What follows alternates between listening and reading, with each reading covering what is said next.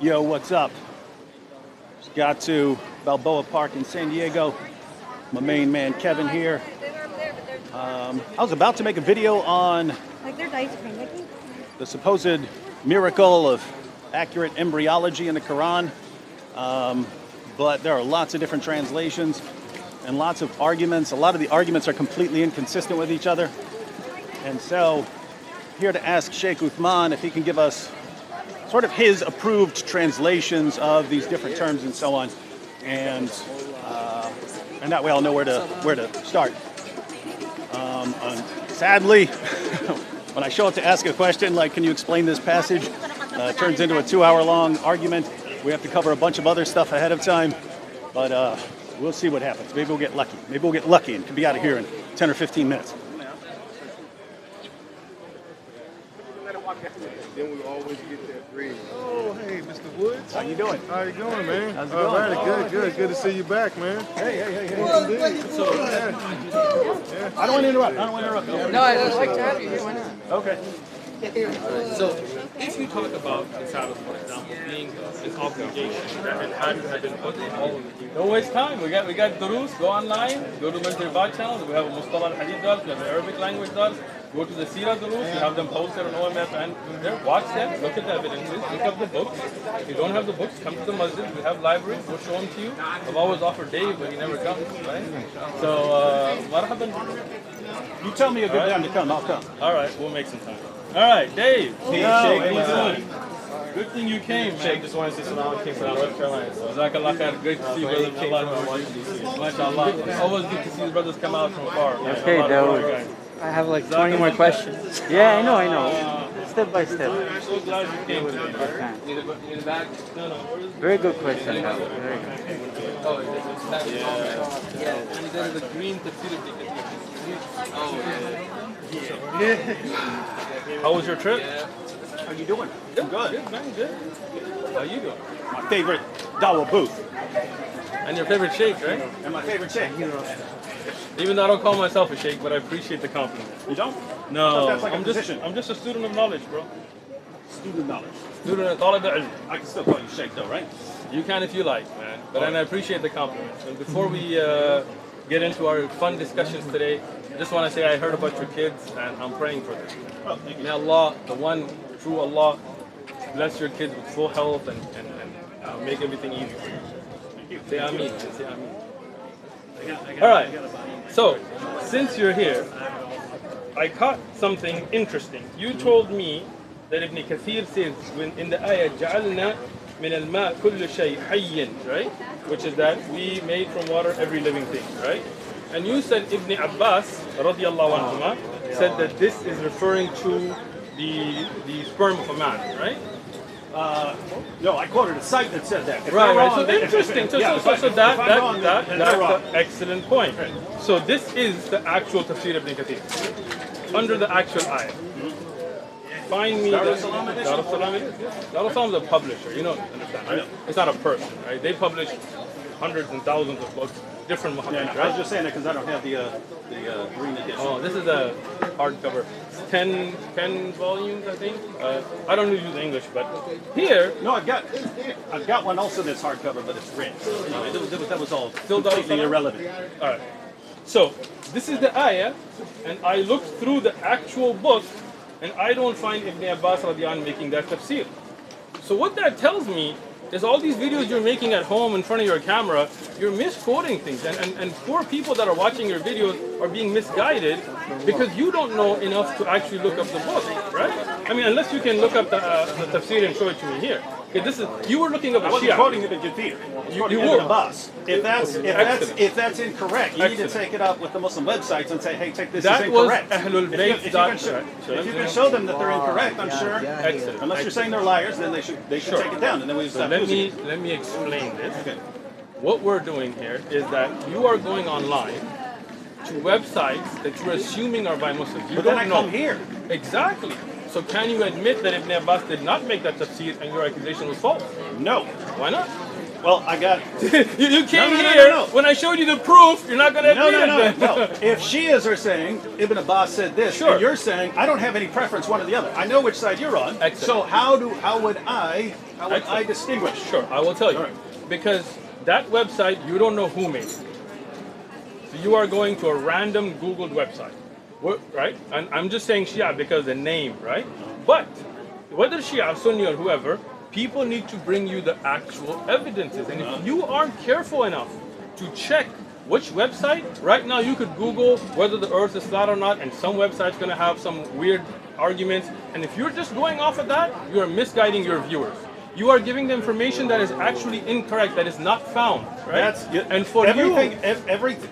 Until I have a reason not to trust someone, right? Excellent. Like I could now- quote this, I could quote this Yes. to someone, Right. and then someone else could come and say, actually, Darussalam misrepresented that, and Excellent. they distorted it, and it's a bad translation. I got you. And So- if we can't study Islam like this, then The then it's difference, just, the it difference just can't be is, studied. You know the what I mean? difference is, it's not an issue of translation. That quote does not exist in the Hey, tafsir of contact this them. They'll ayah. take it down. I'll drop Excellent. it if I But would. can you admit? No, I Why don't. not? I don't know who to. I don't know just who to showed believe. you evidence. If a I just Shia, showed you. if No. If You- a group you- of Shia scholars says one thing, Listen, a group of Sunni listen, scholars says listen, one listen. thing, Which I don't people- know enough to okay, say, oh, the Shias are liars. Excellent. But which Shia scholar said that? They've got the. You don't know. They've You got just the Googled main it. tafsir site You that I'm just aware of. Googled it. Who made that No, site? I didn't. We didn't Google that. We use that site all the time. They've got Jalalain on there. Who They've made got that site? Ibn Abbas. Who made that site? You don't know.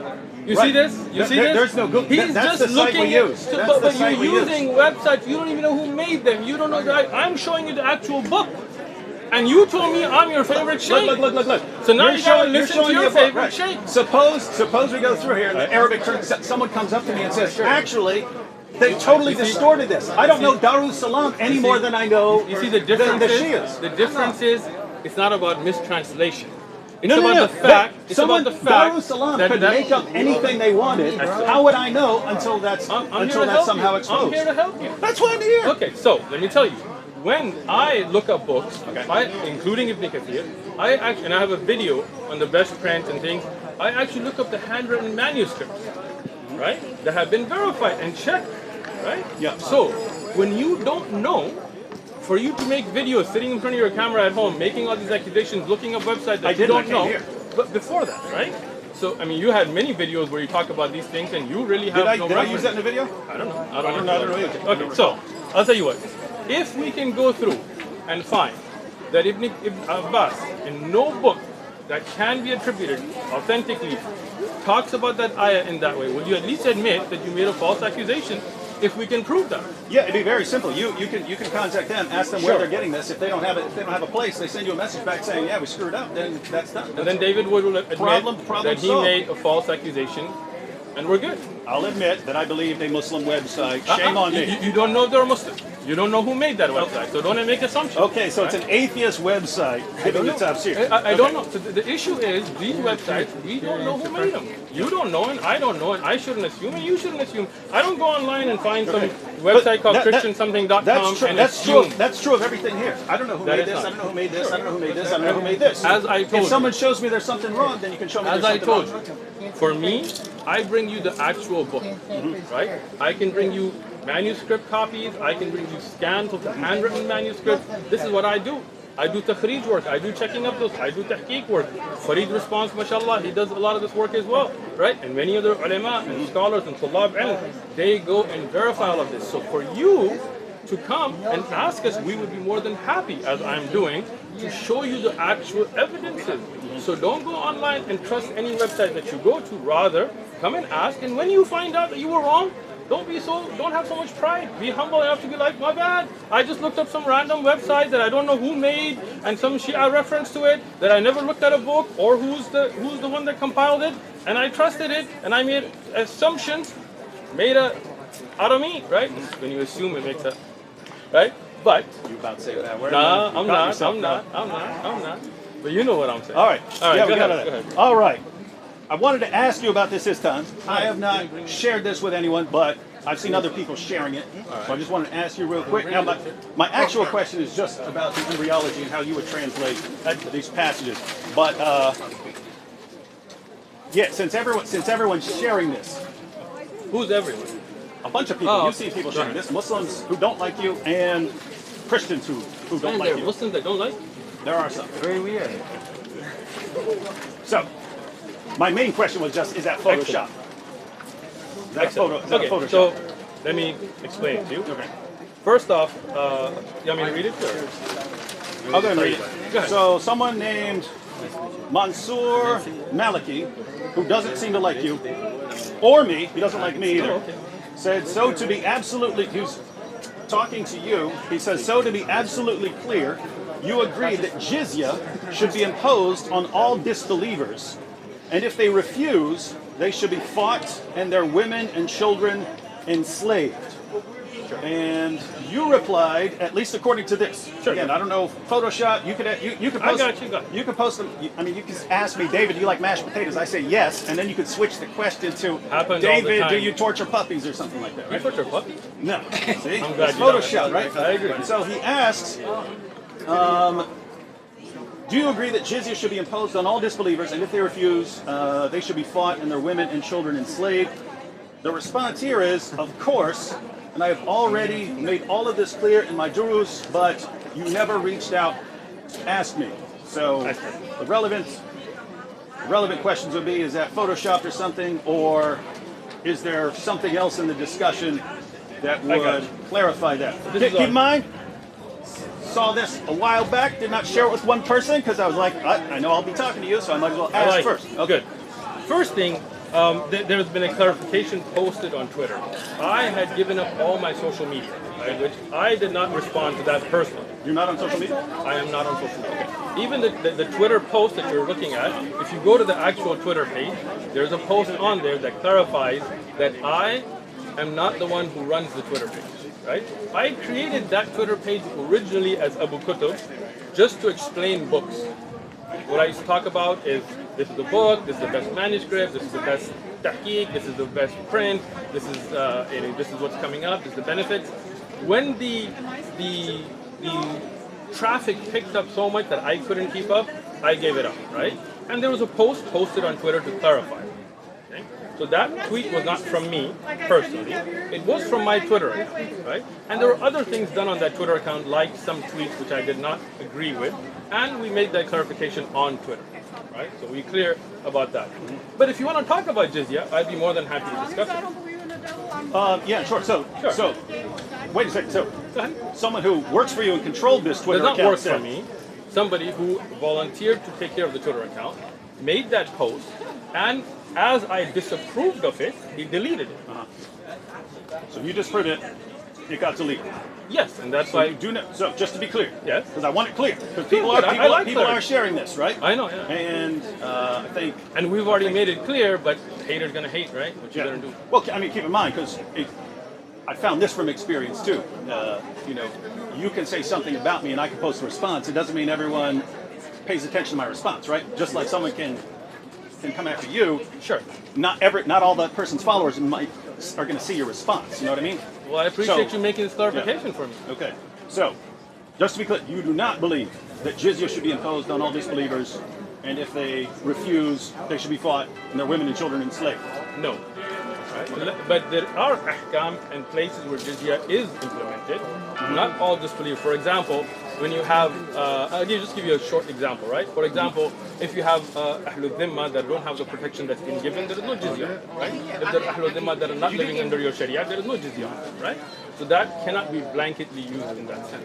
That is correct. Has that been explained to Mansour Maliki? I don't know who Mansur Maliki is, and if he wants, like, he can come and ask me directly. He didn't, so that means there's somebody who's just out there trying to cause. He didn't like either one of us. He said, when he posted this, he said, Uthman Farooq is actually a pathological liar. When with Christians, he'll deny things like offensive jihad and slavery, but when with Muslims, he'll affirm it. Him and David Wood are both vile. So we don't like either one of them. So, So, let me. you got it. Hold on. Let me. He replied, pay Yeah. attention. Pay attention. Mansour. Mansour is a troll. Nobody cares who he is. Is he but sounds I like have a my, Muslim, right? probably some atheist out there trying to be a troll. I don't know. Don't Stop care. trolling. Now, but just a clarification of that as well. I have never denied that there is anything called offensive jihad. Right? That's a lie from him, and if you can bring evidence, I'd be more than happy to see it. Right? I have never changed my views in front of Christians and Muslims. Everything I say is recorded. Everything I say in the masjid in front of Muslims is recorded and posted. Everything I say to you is recorded and posted. These are just haters, right? These are people of hasad, and that's why they want to.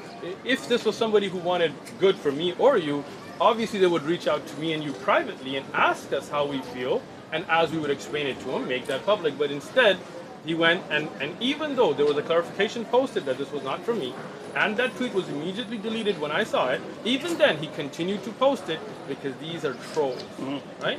Islam has rules and regulations for defensive jihad and offensive jihad. There is rules and regulations for Ahlul Dhimma. I have a whole video that I talk about jizya. So for him to say that I changed this is just his ignorance of knowing me, right? So I'm glad you made that clarification.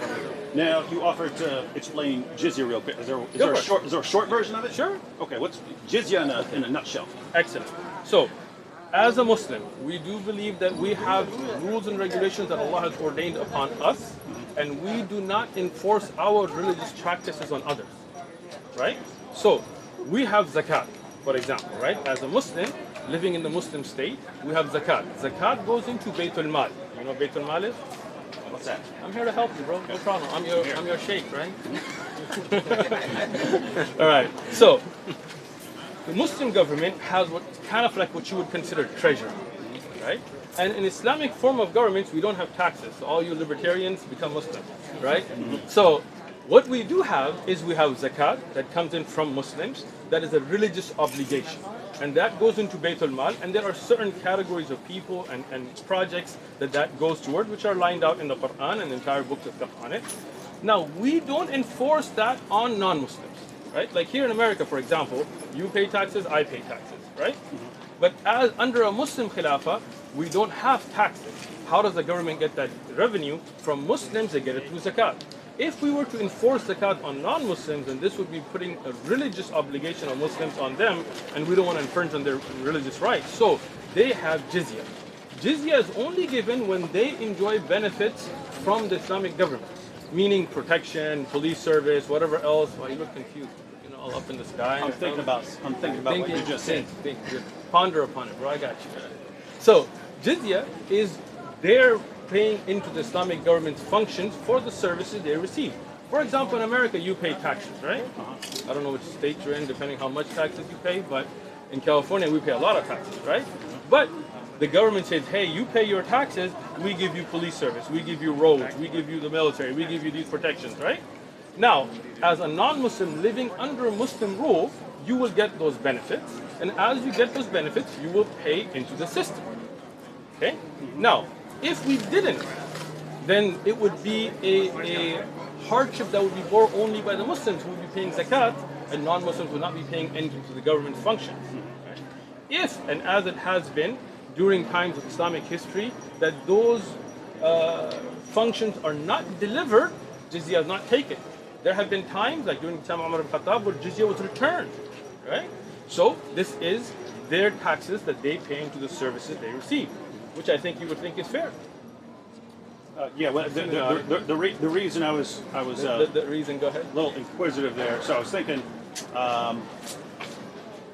So Muhammad said, "My livelihood is under the shade of my spear, and he who disobeys my orders will be humiliated by paying jizya." And so he describes it as humiliation. So Muhammad describes it as humiliation. One second, I just wanted to quote Ibn Kathir on the same issue.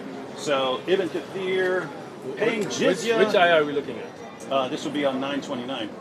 Paying jizya is a sign of kufr and disgrace.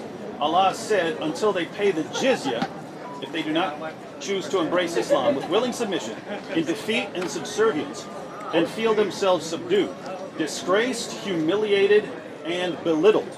Therefore, Muslims are not allowed to honor the people of the Dhimma or elevate them above Muslims, for they are miserable, disgraced, and humiliated. Sure. Muslim recorded from Abu Hurairah that the Prophet said, do not initiate the salam to the Jews and Christians, and if you meet any of them in a road, force them to its narrowest alley. Sure. And then he goes on to, I know the Pact of Umar is disputed as far as whether that was actually from Umar. I think so. But he goes on to quote the Pact of Umar. The one where he gives the conditions of for the Dhimmi contract. Okay. Yeah. So okay.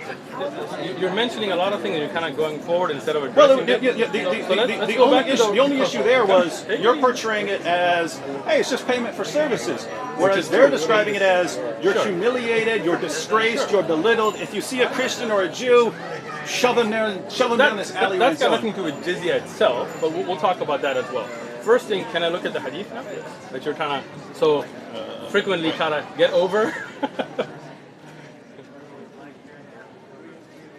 Even his famous websites, man. You gotta buy yourself some books. This is directly from the Darussalam edition of Sahih al-Bukhari. What you're looking up where? This is not from Darussalam. That's a lie. Hold on. This here is not Darussalam's I Ibn personally Kathir. guarantee you. Ibn No, Kathir. that's not Ibn Kathir. Oh, That's the okay, hadith. That's hadith. That's Sahih al-Bukhari. Excellent. Bukhari. Okay, so let's clarify that because you were pointing at Ibn Kathir, right? So, Yeah, when I quoted Ibn Kathir, I quoted Muhammad first. Gotcha. So, now let's look at the hadith. جعل رزقي تحت الظل. Right? So this is what you are saying, that Allah subhanahu wa ta'ala put the rizq of Rasulullah sallallahu alaihi wasallam under the sword, right? Now, you know about khumus, I'm assuming. No, what's that?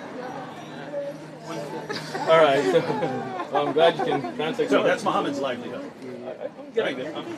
I'm getting there, right? And see, you've cut this for some reason, so we don't have. Because that's a quotation. Okay, but there's a reference here with a one there, which we don't know what it says because you cut I can look it up. Okay, cool. So the livelihood of Rasulullah sallallahu alaihi wasallam is what's called the khumus. This doesn't come from jizya. Okay? That's the first thing you misunderstood the hadith, right? This is why we have al-waw here to show a different subject that's coming up. Okay? The livelihood of Rasulullah does not come from ghanima, it does not come from zakat, it does not come from sadaqah, it comes to what's called the khumus. The khumus would be that if there is a battle, from the spoils of the war itself, not the jizya later, from the spoils of the war, you would take 1/5 of that to be given to Rasulullah sallallahu alaihi wasallam, so he could then spend it upon the people and upon his expenses and so on. Right? So you misunderstood the hadith first off by thinking this is talking about jizya, right? Second, He does say jizya. I know, but I didn't believe the first part was about jizya. The second part. okay. No, you said the livelihood of Rasulullah comes from jizya, which is on tape. No. I quoted it. You didn't say that? I'm glad we got it on My tape. livelihood is under the shade of my spear, and Right. he who disobeys my Right. orders will be humiliated by paying jizya. The thing was, you're portraying jizya as, hey, this It happy is. fun money to take care of you. I didn't say happy He says fun money. humiliated by paying jizya. That's what I was asking about. Sure. Let me explain it, bro. Take it easy. First thing that you need to clarify for your audience is the livelihood of Rasulullah SAW does not come from jizya. Are we clear on that? Now you look confused. You just said you didn't say that, but it's all right. We got you, bro. That's what we're here for. We got you. Okay. So the livelihood of Rasulullah. This is the problem with people who don't have enough knowledge to look up references. They take one hadith or one ayah and then they think they know. But I'm glad you're here because we're here to teach you. We're here to wash your misconceptions out. So the livelihood of Rasulullah comes from what's called khumus, right? That's why you have books like Fath al-Bari. Books like of hadith are not studied in silos, right? This is when you look at all the majmu' al-ahadith and you look at it, right? This and the wow is not to show regarding livelihood. This is then talking about those that disobey the Prophet ﷺ after the battle, right? Because jizya is only on those that are there. Now, as I said, if Muslims, and we'll look at Ibn Kathir in a second now, right? If Muslims were paying zakat, right, and the non-Muslims were not paying anything, right, would you agree that that would not be fair? In a situation where people are benefiting from the arrangement. Right, we already mentioned that, right? So if you are under protection of the Islamic State, right, the defense, police, roads, all those services are being given, Muslims are paying zakat, okay? Non-Muslims are not paying anything. Would you consider that fair? None of that is the point. The Okay, point, no, the point it is, is the jizya point. is the humiliation. It is the point. Jizya is the humiliation. It is the point if you would listen, right? So you want to jump because you know it's going to become clear, but I'm not going to let you jump. You're going to be in your place, son. So here, I'm asking you a question. In the Islamic Khilafah, you have Muslims and non-Muslims. You got Muslims paying zakat. Zakat is going to Bayt al-Mal, which you didn't look up any of those ahadith because you didn't really want to learn. You just wanted to make this video, but I got it. No need to keep insulting. No, I'm not insulting. That's not an let insult. you explain. That is not an insult, right? That is letting you know what you did and how we're going to clarify it, right? So, if you look at the ahadith about zakat, for example, which you didn't look up that bab for some reason, right? Because then you would see that the Muslim he humbles himself, right, willingly, right, by paying zakat, right or wrong, right? So when you pay zakat, and that money goes into the system, and then from yatam and masakin and even non-Muslims that you can give zakat to, as you look at the conditions given in the Quran, and a non-Muslim living there in that society is not paying any of that. Would you find that to be fair? No, you should be required to. Excellent. None of that's the issue. It is the issue. It's the humiliation It is the issue. If you wouldn't say that Muslims are humiliated by paying zakat. I would say that we are humble but willing. Humiliated. I'm explaining. There's a difference, right? If I pay taxes willingly, right, then I am humbled by having to pay taxes. If I choose not to and the government forces me to pay taxes, I am humiliated by them forcefully taking it from me. Correct? Yeah, I got you. So, when you're living in a Muslim khilafah and the Muslim pays zakat willingly, right? They humble themselves. If not, and this is where you're missing, right? In the time of Abu Bakr radiallahu anhu, when the Muslims stopped paying zakat, you know about this? Son, you don't watch my videos. Wait. You don't watch my videos. Go over that again. In the time of Abu Bakr radiallahu anhu. Oh, okay, yeah. When there was the apostasy wars. So there was the Ridda wars against Hussein al-Kadhab, but that was a different issue. They refused to pay zakat, and Abu Bakr said, if they refuse to give me even a rope that they used to give Muhammad, I'm coming to fight. You will humiliate them by taking it from them. Right? Even though those were people who made salah, who prayed, who said they were Muslim. So what is the humiliation is they were forced then, because they weren't willingly given it. Right? So here in the hadith, it clarifies that as well. As a Muslim, I'm not humiliated with zakat because I pay zakat willingly. If I do not, then the Khilafah will force me and humiliate me by forcefully taking the zakat, because that is the haqq, that is the right of the poor. But Ahlul Dhimma, that would not be paying, then they would be forced to pay the jizya, because it would not be fair, as you have already agreed. So that is the humiliation. So when Ibn Kathir says, so let's get to Ibn Kathir. He says paying jizya is a sign of kufr and disgrace. So what website is this? You and your website.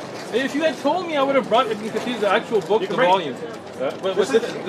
This is the same as Darul Salam. This is Darul Salam's print? No. That's I believe it's Yusuf Esti's website.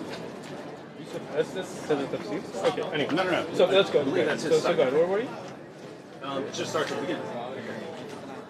Paying jizya. Until they pay jizya and they do not choose to embrace Islam. With willing submission. So what does this show? Right? What does it say? That if they came with willing... That's just quoting 929. Right, so that's what I'm telling you the ayah, right? What is the meaning here?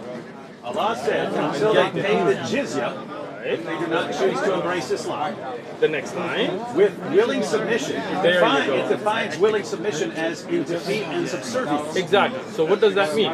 If you are not going to be willingly submitting, then you will be defeated and no doubt made subservient. That's a humiliation, is it not? That's not what that's saying at all. Okay, so can you read? He's commenting. No. Read the word Okay. instead of giving your interpretation. You're not Ibn Kathir. Okay. Paying jizya is a sign of kufr and disgrace. He You doesn't say. skipped it. I started at the very beginning. Paying jizya. This is not from Ibn Kathir. This is your ignorance again. May Allah give you some knowledge. This is an example because Darul Salam will have the exact same thing. If you would say it's not in there. Not. Here is Darul Salam, right? What I'm trying to explain to you, these are titles that have been put in that are not in the actual Tafsir Ibn Kathir. Okay? They have them right there. Those are the titles. That's what I'm trying to. This is. If you get Tafsir Ibn Kathir, Ibn Kathir does not put these in. Okay? These are put in to give you an idea of where you are. Okay? So that's not the words of Ibn Kathir. I have Tafsir Ibn Kathir in many different prints. I have scans of manuscript. I'm just trying to help you understand. this here is a title put in, because the way Ibn Kathir works, it doesn't go ayah by ayah, right? It takes a sort of chapter. So the printers, whoever put this in, they put that in. Here, Allah says is where Ibn Kathir begins, which is the ayah. When you read the ayah, what you were skipping earlier is the willing submission. I never skipped it earlier. Okay, let's read it. Read it from the beginning of the ayah. Allah said, until they pay the jizya, if they do not choose to embrace Islam. Right? Notice, it doesn't... Keep going. If they keep do not going. choose to embrace Islam, Right. with willing submission, There you go. in defeat and subservience. Exactly. So he's describing willing submission as defeat and subservience. No! That's his commentary. That's the Quran. That's the Quran. That's his commentary. Miskin, you poor soul. I feel bad for you. With willing submission is what they should do. And now Ibn Kathir is explaining that when they do not, that means that they will be defeated. In defeat and submissiveness is then when you talk about the humiliation, when they're subdued, because they didn't willingly submit. You didn't understand Ibn Kathir. Go ahead. Now read it again. The verse of the Quran says, Willing until submission. they pay the jizya with willing submission Right, so and feel themselves subdued. Right, so That's what the Quran says. It doesn't say until they pay the jizya with willing submission and if they find, then they will feel themselves subdued. None of that. Let me explain it again, right? So the first option is for them to become Muslim. Okay. Willingly they accept, right? If they do not, then they will pay the jizya, right? If they do not do it in a way of willingness, if they do not willingly accept Islam, they do not accept this, then this is the defeat and submission, the jizya that they will have to be forced to pay. Okay? So that is, and as I explained, in America, for example, if you, David Wood, say, F the IRS, not that you would use those kind of words, right? I'm not paying my taxes, right? And then the IRS will say, oh yes you are, and we're going to take you to court, and we're going to humiliate you, we're going to put you on trial, we'll send you to jail if we have to, we will make you pay those taxes, because you're not going to do it willingly. So are you not humiliated? Yeah, I'm just still not So convinced that that's is what the this thing. is saying. Okay. Because notice, I mean, he goes on Right. to... He's talking about the humiliation from those that do not willingly submit. Go ahead. Wow, not what this is saying at all. This is wait. So let me get this straight. So when he goes on here and he says, Read the ayah before you go. The part that he quotes. and feel themselves subdued. So what is this tafsir of now? Surah 929. No. Of them being subdued. He's explaining them being subdued. That's the tafsir he's making now. But what does it mean to be subdued? Okay. Go ahead. Disgraced, humiliated, and belittled. That's what means to be subdued, right? Therefore, Muslims are not allowed to honor the people of the Dhimma. Notice, it doesn't say people of the Dhimma who rebelled and so on. Right, So therefore, Muslims are not allowed to honor the people of the Dhimma. Context. Hold on. Context. What you're doing is the ayah is talking about those that fought, did not willingly submit, did not become Muslim, and had to be subdued. So that's the Ahlul Dhimma you're talking about. Ahlul Dhimma have different categories, right? Just because he doesn't say clarify because of the context, don't assume he's talking about something else. Ahlul Dhimma, for example, those that are given their harbi, for example, those that were actually fighting you. They are those that are not harbi, that were those that supported you. You know about this, right? There's a book, try to get it. It's called Ahkam Ahlul Dhimma Ibn al-Qayyim. Okay? It explains all the differences, okay? So that you can be more educated with your responses. Go ahead. So when he goes on to say, quotes Muhammad, do not initiate the salam to the Jews and Christians. And if you meet any of them in a road, force them to its narrowest alley. You're saying that only applies to rebels, not to just Jews and Christians that in does general. not. Let me explain that hadith. As you know, that there are times where you can say salam to a non-Muslim. For example, in the Quran, when it says the people of Jahl, ignorance come, qulu salam. Right? That hadith, because you don't know context again, is when the Yahud, there were Jews in Medina, that would say sam alaykum. They would say, may death and poison and things be upon you. You know the hadith? It says Jews and Christians. But I'm telling you the context of the hadith itself. Okay? So, when they used to do this, in a They would say hadith. death be upon you or something Yes, like that? yeah. You know about the hadith or you know? You know about it? You don't know. Yeah, the one where they were slurring something. They were slurring something. So they're actually Exactly. So saying you dead. do know about it. You're just trying to hide it. I got you. So Aisha radiallahu anha, she responded. She said, "May death be upon you," and she went off on them. Rasulullah said, "Alayki bi fahish." It's upon you. Don't get. Just say wa alayk. Don't initiate the salam, because when you do, then they may respond to you with something that is disgraceful, right? So just tell them wa alaykum. Don't say wa alaykum as-salam. Don't get upset. In Tafsir ibn Kathir, for example, or in Fath al-Bari, there are different opinions among scholars. Some of them said, if the dhimmi is such, or a person, that they do not curse you, you are allowed to initiate the salam. Other ulama said, no, because of the fear of that changing things, you should keep the salam for the Muslim. This is the greeting for Muslims, which I agree with, right? And if a non-Muslim does greet you, you say wa alaykum. If you tell me salam alaikum, I will say wa alaikum. If you wish peace for me, I will wish it for you. If you wish death for me, then I'll say were dhimmi. yeah, you don't. I just told you the hadith in its full context. The scheme, right? like you get proven wrong all these times, but I'm just clarifying. I want your version of Islam on record. It's not my version. It is. I didn't make up the hadith for Uthman. You look up the hadith, right? Where Rasul says, "Qul wa alaykum." Say, what do you say? Wa alaykum. So even as a dhimmi, you're not a dhimmi because you're not living in the Khilaf anyway, but as a non-Muslim, if you come to me and you say assalamu alaikum with good intent, I will say wa alaikum. If you wish salam for me, I wish salam for you. But if you try to curse me with those words, then I will say wa alaikum, and whatever you wish for me will come back to you. What about the hadith where Ibn Umar, someone gives him the salam, he says salam, and then he goes away, and then it was told to him that was a Jew or something like this, and he comes back and he says, "Give me back my greeting." Show it to me. I'll have to look it up. Then look it up and then we'll look at it. All right. Because context, you've already proven that you always take things out of context, maybe out of mistake. I'm not saying it intentionally. So I want to see the hadith and we can explain it. Okay. This hadith about saying salam, you can look it up on Islam QA, whatever that's the website you're familiar with, and it talks about the conditions where you can say wa alaykum as-salam and which ulama take opinions. And if not, as I said, I have Fath al-Bari, the Sharh al-Bukhari by Ibn Hajar, he explains it as well, so you can open your mind. So, now, when you talk about jizya, if you're looking at it just from the perspective of one ayah, one hadith, this is where you misunderstand the full concept, right? But when you look at it from the full context of how it's implemented, right? In implementation, if you are non-Muslim, living in a Muslim land, enjoying the services provided to you by the Islamic government, right? In response for those services, you pay into the system, right? Me as a Muslim, I pay zakat, you pay jizya. Do you see any problem with that? No, I have no problem with paying government. I'm glad you don't. So, no problem with jizya. Jazakallah khair. Next. Oh, problem with jizya. Oh, okay. You just said you don't. I just am not seeing any of that in the source. But what do you think about the What do you think about the pact with Umar? Let me explain that.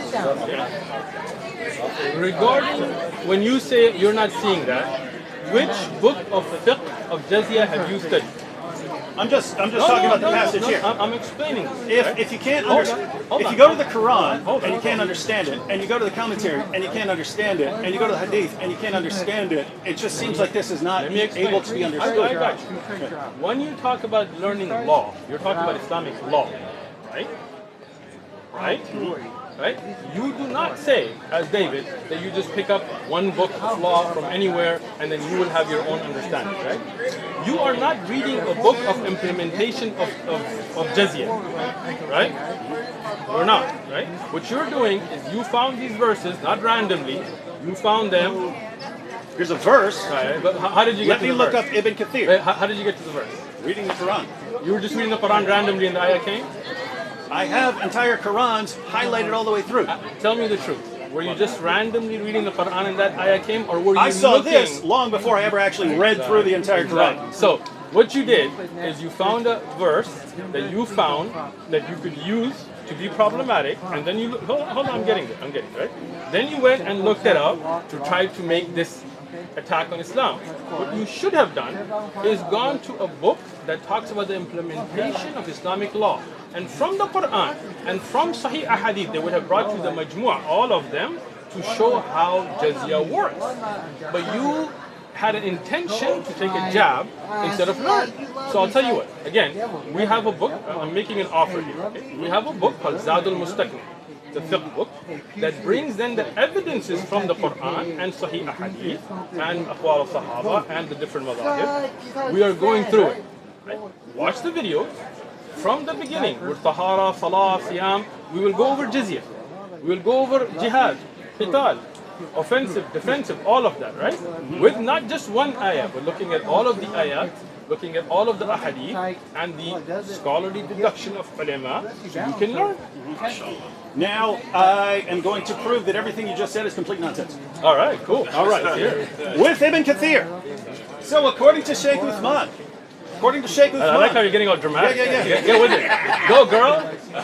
According to Sheikh, I never called this man a girl. I'm just saying go, girl. I'm not saying you're a girl. All right. So, do not initiate the salam to the Jews and Christians, and if you meet any of them in a road, force them to its narrowest alley. Sheikh Uthman said here in the presence of everyone on video that this is only referring to the people who refused to pay the jizya, and therefore things had to get harsher for them. All right. Hold on. You made a point. Hold on. First thing, on the video you just lied upon me. So I told you that hadith about the salam was not in reference to jizya.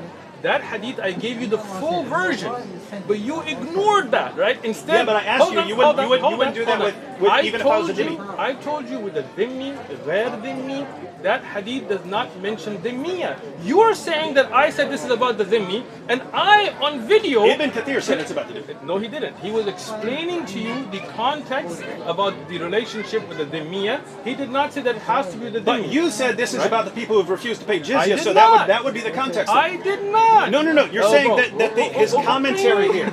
No, I'm not saying that hadith. I'm saying if you're saying that this is about people who have refused to pay the jizya, and he quotes it, then that means he would be in that context. Unless you're saying he's wrong and quoting this out of place. Let me explain this to you a third time. Okay. But if you could actually, right now, this ayah was talking about those that are subdued. Okay.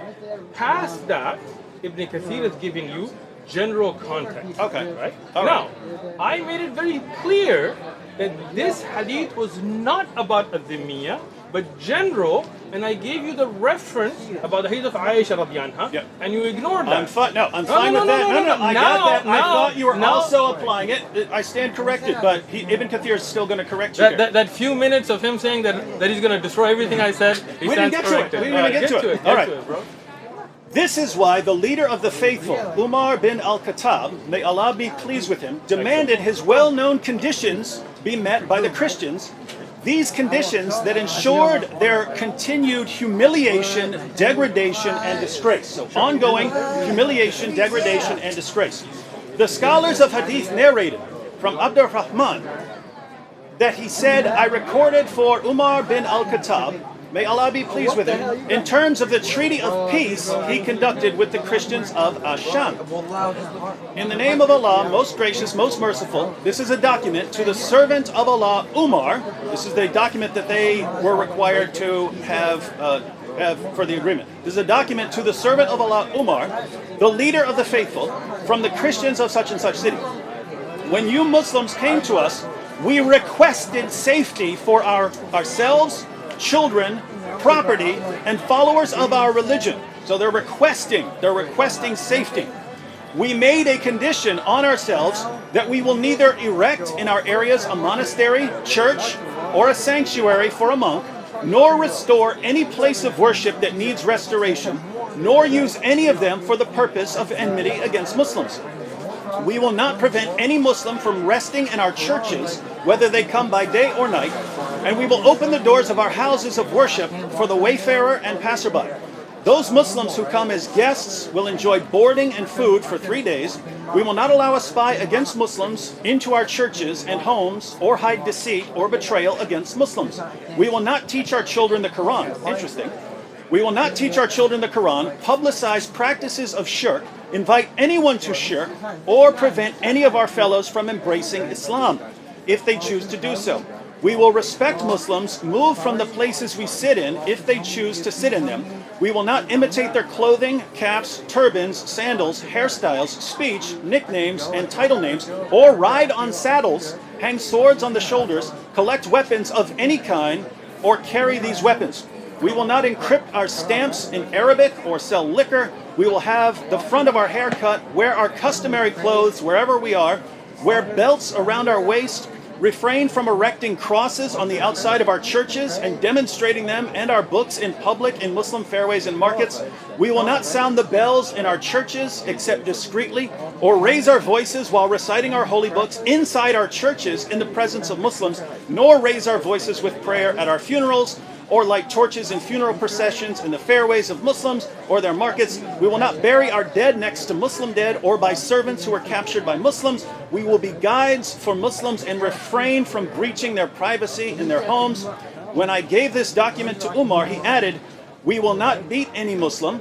These are the conditions that we set against ourselves and followers of our religion in return for safety and protection. If we break any of these promises that we set for your benefit against ourselves, then our dhimma, promise of protection, is broken, and you are allowed to do with us what you are allowed of people of defiance and rebellion." So, short recap. Ibn Kathir here. Ibn Kathir explains how his well-known conditions that ensured the continued humiliation, degradation, and disgrace were placed on these Christians. These were not Christians, but he goes on to show, these were not Christians who said, "We refuse to pay. We refuse all of this." He said, So let me just, before you... yeah, they came to them and said, "We want safety." They're saying, "We want safety. We don't want to be fought. We're willing to pay the jizya." And even though they're willing to pay the jizya, all of these conditions, they can't repair a church, they can't do any of that stuff, they can't make their voices loud. You know it's a weak hadith, right? Ibn Kathir, under the bus again. Ibn Kathir, under the bus again. Ibn Kathir quoted things that he regarded as reliable. Hold on. First thing, he did not say it was reliable. You lied on Ibn Kathir. No. You're saying Ibn Kathir is deliberately quoting hadiths he regards as weak? Did you notice how he said ru'ya muhaddithin? Right?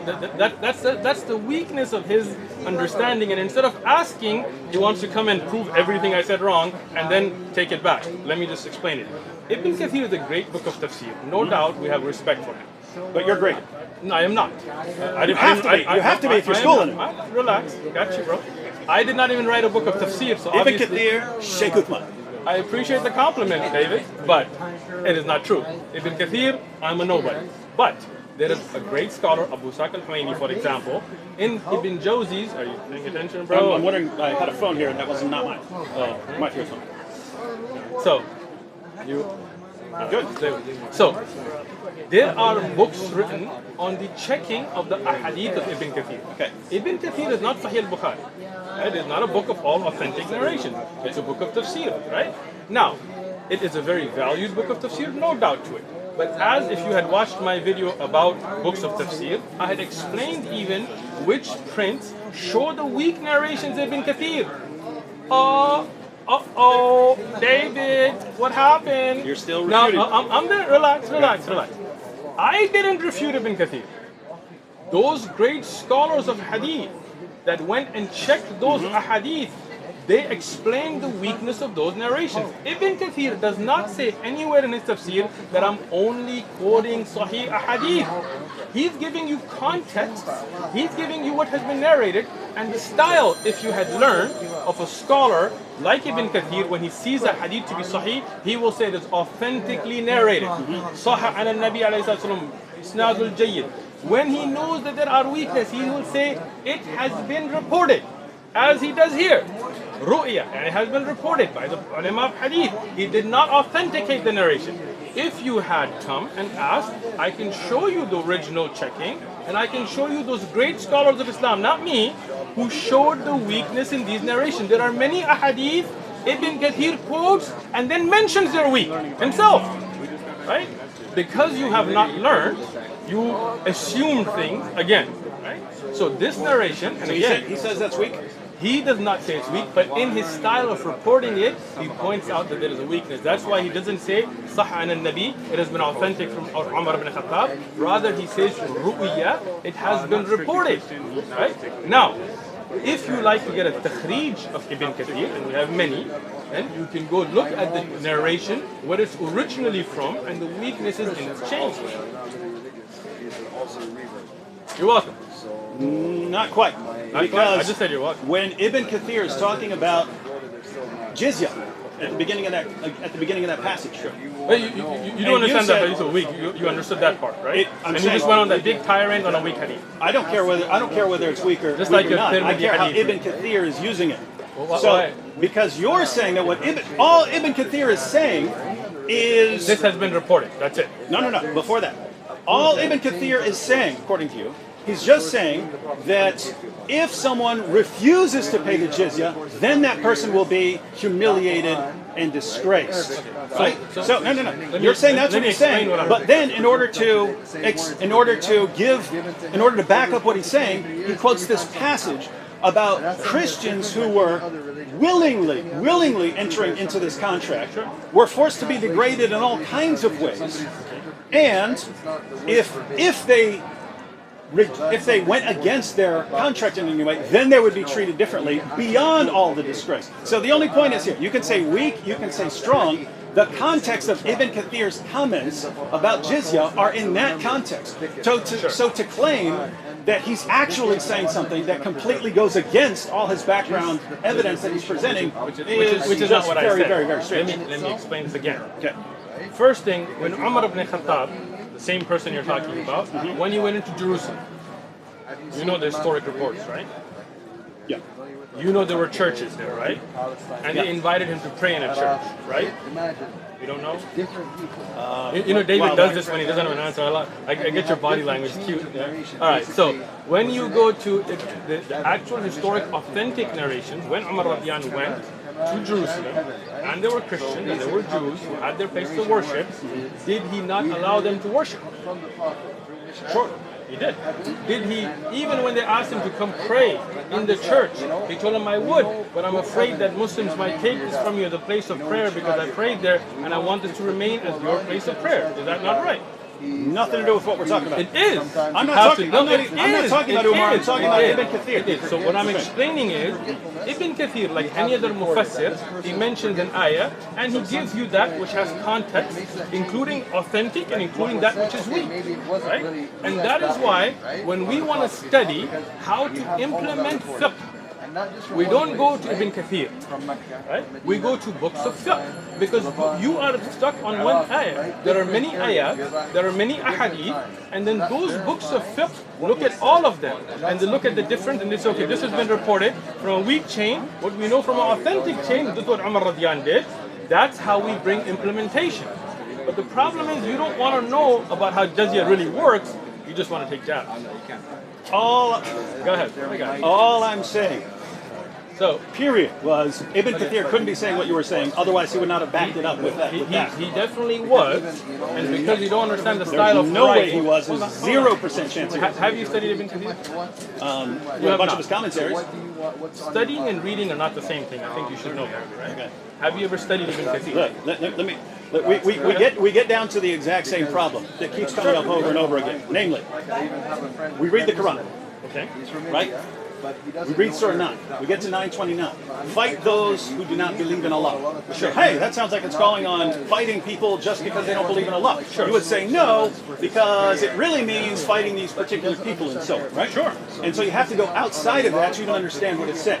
So fight those who do not believe in Allah, nor the last day, nor hold that forbidden which has been forbidden by Allah and His Messenger, nor acknowledge the religion of truth from among the people of the book, so Jews and Christians, until they pay the jizya with willing submission and feel themselves subdued.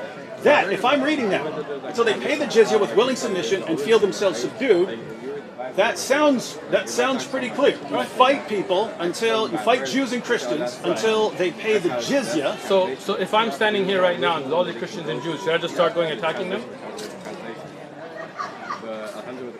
No.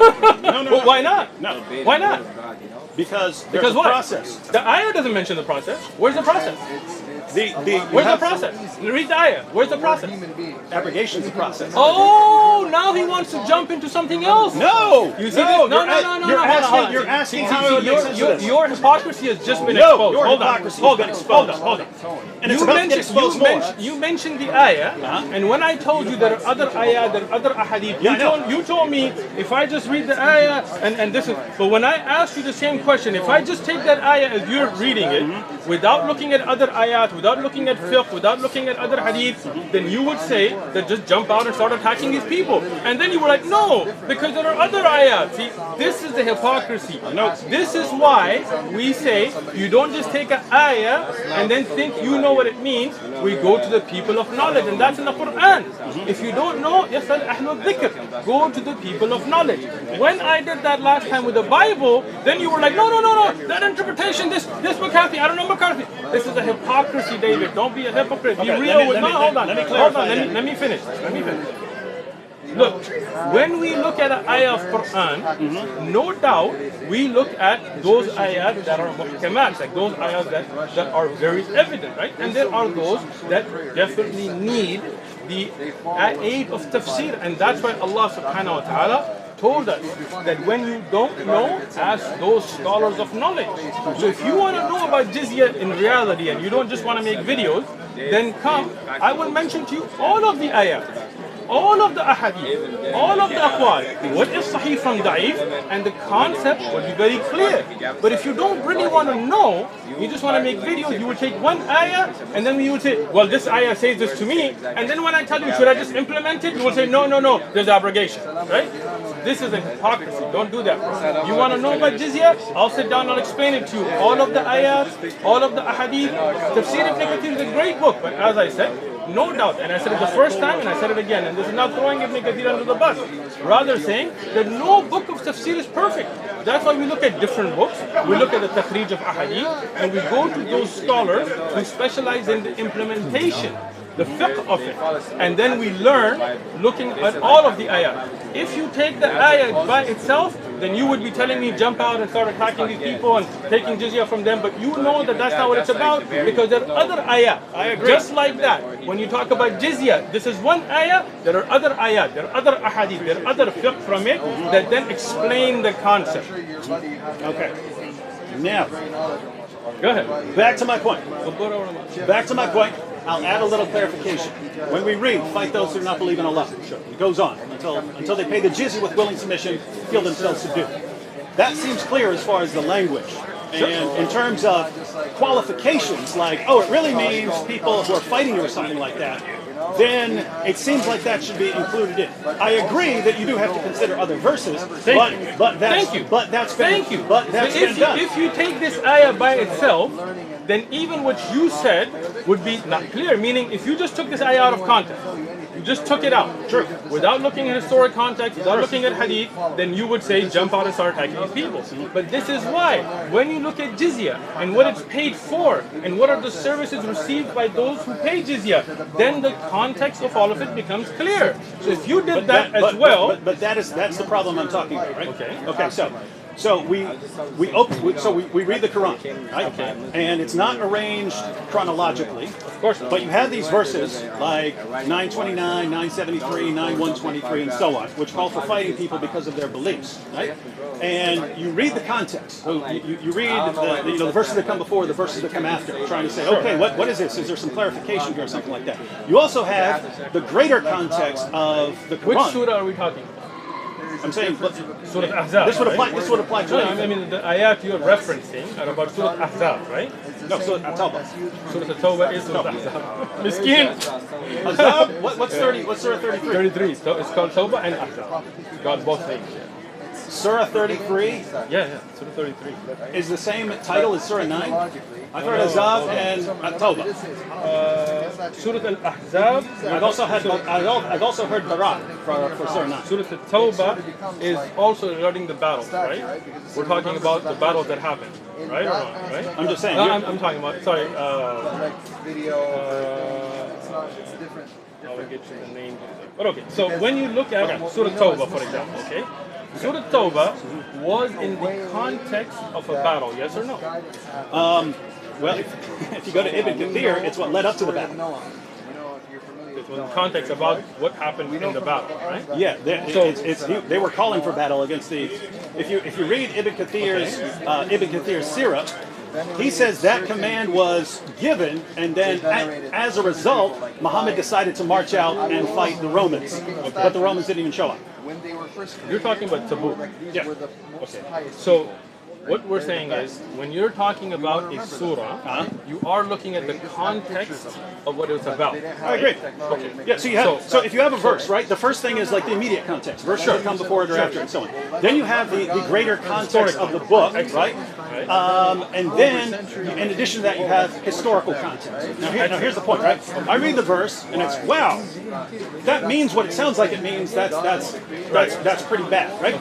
So what do we have in the context? Well, the passage runs from 9:28 to I think 9:33 or something like that. Nothing there that would change the meaning. You have other verses in the Quran which talk more about fighting defensively. Right? You have other passages like that. But when we look at how these are... But you did agree that Surah Tawbah is about about the battle of with the Romans, right? Tabuk, right? Yeah. What happened in Tabuk? I think the Muslims went to fight and the Romans were there. But why did the Muslims go to fight? Well, according to Ibn Kathir, because of that. No. According to Ibn Kathir, here's the context according to Ibn Kathir in his Sirah, right? Sure. So, in 928, the commentary for that was the Muslims were worried because Muhammad said that the pagans can no longer approach the sacred mosque, right? And it says that the Quraysh became concerned that this was going to hinder their profits from trade. We're not going to be earning the same money. People aren't allowed to come here anymore. They might not like us anymore. They're worried that this is going to interfere with their profits from trade. You're talking about the Quraysh. That's 928. Mecca. Yeah, that's after conquering Mecca. So after they convert. So now they're They're worried that this is going to interfere with the profits from trade. So Allah says that He can still enrich them. And then the very next verse, how's Allah going to enrich us? Fight those who do not believe in Allah. Right? And you go through the entire passage. It's we're fighting these people to make money off of them. And at the end of it, he says, therefore, Muhammad marched towards Tabuk to fight the Romans. Let me explain that to you again. If you had actually looked at books of history in Tabuk, there were attacks on Muslims in Sham. You know about this, right? Nope. What can I do with people? Let's see where it's at. All right, so I have a video about Tabuk. Okay. I give all your references in it, books of history, authentication. Watch it. Right? I'm interested in that one. Good. Send me that link. I'll send you a link. Okay. You didn't give me your number last time. If you know the title, then I'll show it to you on your phone today, so then you can watch. All right. On top of that, you also know that there are authentic reports that there was a Roman army that was being prepared to attack Medina. Right? No. So this is the problem. Never seen that one. This is the problem. How have I never seen that one? No, it said there's an army in Syria. They're at war with the Persians. Where is this talking about? Where does it say they were planning to attack Medina? So if you like Ibn Kathir so much, get Bidayah wa Nihaya. Bidayah wa Nihaya. You never heard of Bidayah wa Nihaya? No. I mentioned it to you last time. If you're a good student. By the way, my students you're proving my objection with everything you said. No, I'm not. Let me explain it to you, right? Once again, when I looked at the verses from the Bible, you told me you have to look at context, the old covenant. I agree. Same thing with the Quran. Excellent. So, when I look at, for example, here, I'm just going to give you an example, right? Deuteronomy, chapter 25, verse 11. If two men fight together, and the wife of one of them draws near to rescue her husband from the hand of the one attacking him, and puts out her hand and seizes him by the genitals, then you shall cut off her hand, and your eye shall not pity her. So if I was to read up and down this verse, in this chapter, I do not find any context other than that that's what we should do, right? But then you will tell me this is the old covenant and the new covenant, and then this writer said this and this, right? So you will take me to other than the chapter itself and the verses around it to explain it to you, right? But when I do the same for you about Quran, the hypocrisy comes out, right? Here, okay, show me here. Why can I not do that today? No, show it to me here. Do you remember? Do you remember? Because it's in the Quran. Okay. where the Quran quotes a Jewish teaching. Surah 5, verse 32. Okay. If anyone kills a man, except for certain things, That is not it's a as Jewish if teaching. it's as if That you is kill not him. a Jewish It's in the teaching. Talmud. It's in the Talmud. If it's in the It's a Talmud, Jewish teaching. You can say let me that is explain. definitely a Jewish teaching. Let me explain it. In the Mishnah Sanhedrin, Can I explain? chapter 4. Can I explain? Okay. Look, I let you speak, you let me speak, that's the way it works, right? When you say that that ruling can be found in Jewish scriptures, I have no problem with it. But that is a ruling in the Quran. Yeah, that's not the Hold point. on, hold That's on. not the point. The point was whether you're aware. Let me finish. In the Quran, that is not taken as a Jewish ruling. That is the hukm of Allah that Allah has ordained upon us. Okay? And we believe in that hukm. Right? You trying to run away from answering the verse now. I'm willing to answer it. That was part of the. That was to explain it. Go. But that was a misquote. That was not, that's the ayah in the Quran from Allah, not a Jewish teaching. If they have the same teaching, they have the same Allah that revealed it to them. That's fine. He quotes it as for the children of Israel. So obviously they had it, and then we open up the Talmud and it's in it. Again. So that's what I explained to you earlier. That these ayahs are applicable for us as well. Okay. No. So go ahead. None of that is the point. The point there was the reasoning for Jews behind that. If you kill a man, it's as if you killed all mankind. The rabbis who are commenting on this are saying because you're killing all his future offspring. So they took that very seriously as far as destroying someone's family line. So, Woman and balls. What because if your husband and some other dude are fighting. Okay. And You defend your to, husband. yeah, by crushing his testicles. Didn't say crushing, grabbing. So go ahead. You're making a. That's what the. Again. It's Okay, see, it's again. He's lying in the Bible now. He's making. lying. See, no, you are lying because listen. Everybody that has a Bible at home. No. You're caught today again, David. Again. No. Everybody that has a Bible at home. If you grab him by the testicles, you're destroying his family line. No, not necessarily. Not necessarily. Deuteronomy. Hold on. Deuteronomy 25:11. Does it say crushing or seizing? If You are lying into your own Bible. Read it. Oh my goodness. If you reach down and grab someone by his testicles in the middle of a fight. Bro, you were in jail, you did some time, you probably kicked some dude in the nuts before. Doesn't mean you can't have kids anymore. This is a very harsh. In a fight, you're grabbing him by the testicles. Are you saying this is applicable today? No. Why not? I don't see that in this verse or in this chapter that it's not applicable. If you read over and over again, it said, and these are the regulations for the children of Israel. No, but today, the children of Israel, for example, if you're Jewish, can you implement this as a Christian who's Jewish by race? I would say as a Christian, you should not try to destroy someone's family line. So then you would you implement this, yes or no? He's cutting off the head. No, that's he's oh cut. my goodness. Over, bro. Listen. If you read this, no. If you read this, right? Some water or if you read this, they are dividing up the land and giving it as an inheritance, right? These passages are about not screwing up someone's future descendants and inheritance. Look, I'm reading through this, right?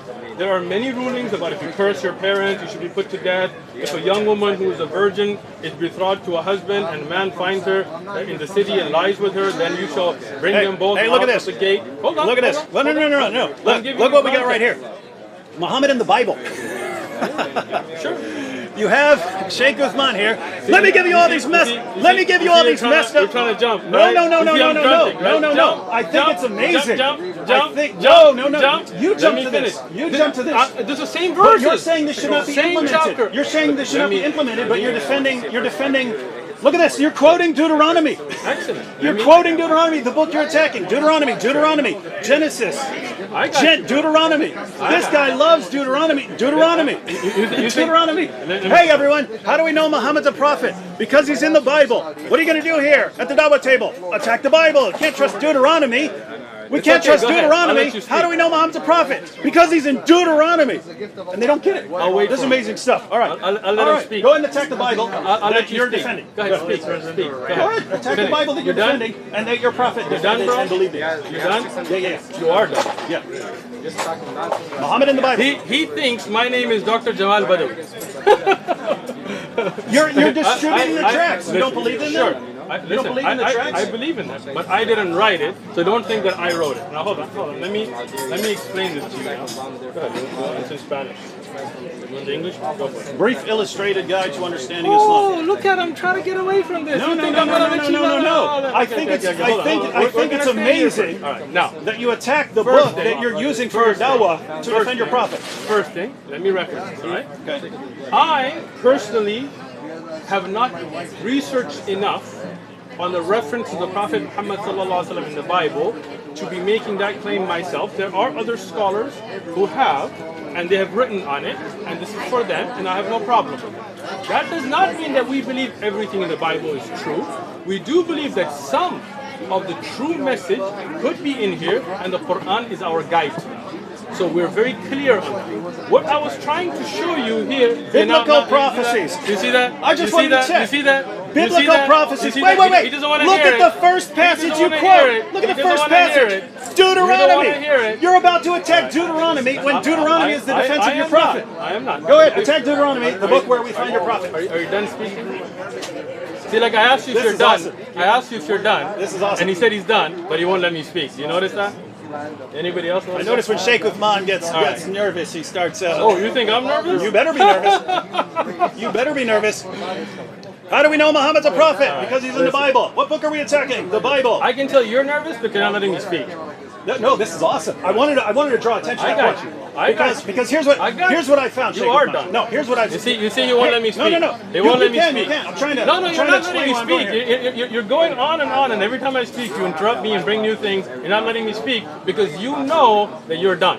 What do you mean done? You're about to attack a book that we are both required to believe Let in. me speak. Okay. Good. Tell us about Deuteronomy.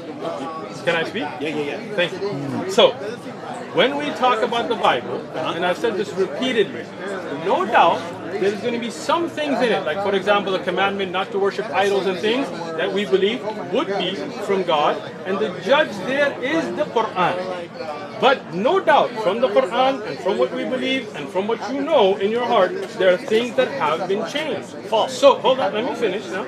Let me finish. So, for me to say that there is a reference to something that should bring your attention to in the Bible, for example, not worshiping idols and so on, does that mean that I take all of the Bible to be preserved? And I've explained this, but somehow you didn't get it. No, I'm not done. Hold on, put it away, bro. Contradicting your God and your prophet again, man. I'm gonna speak, bro. I'm gonna You are speak. annihilating your God right now. I'm gonna speak. Nobody can align my God. Right? Now, the reason you're jumping here is because you're caught. Now, you're here in the verses, in the context that we're looking at. I'm not attacking these. All I asked you as a Christian is, should we implement these today? They are in the Bible that if two men fight and a woman seizes, not crushes, the balls of another, protecting her husband's life, her hand should be cut off and no eye should pity her. But you couldn't answer that, so you try to jump. I said no, it should not Well, be why implemented. not? We're not under that law system. But where does it say that in the verses?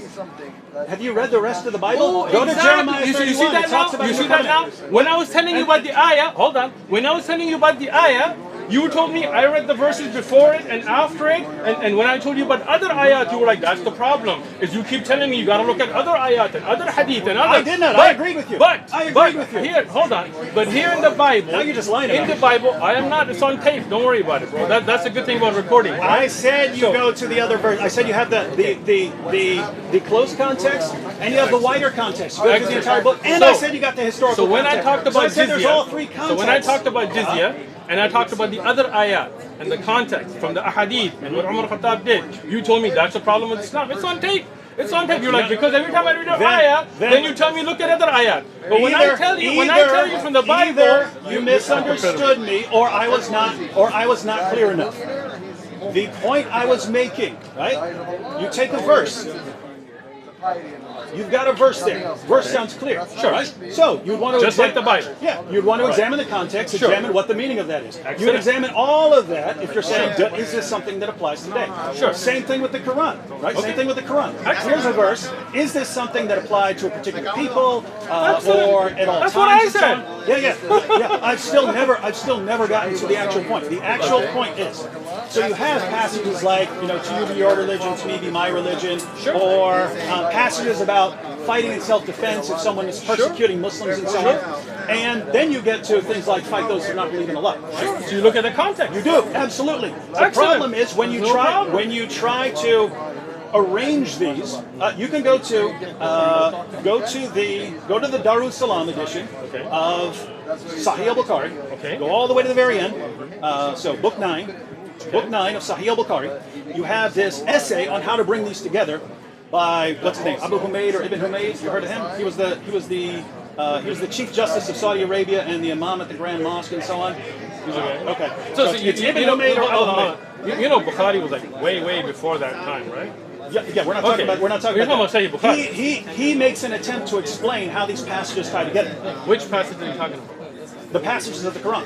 Which like 973, 9123. So this is not in Bukhari then. This is probably like a publisher's note. I promise you, I'll make my point. I'm making a point here, but you're interrupting before I even made the point. No, I just want to understand. I'll explain that. I'll explain. Okay.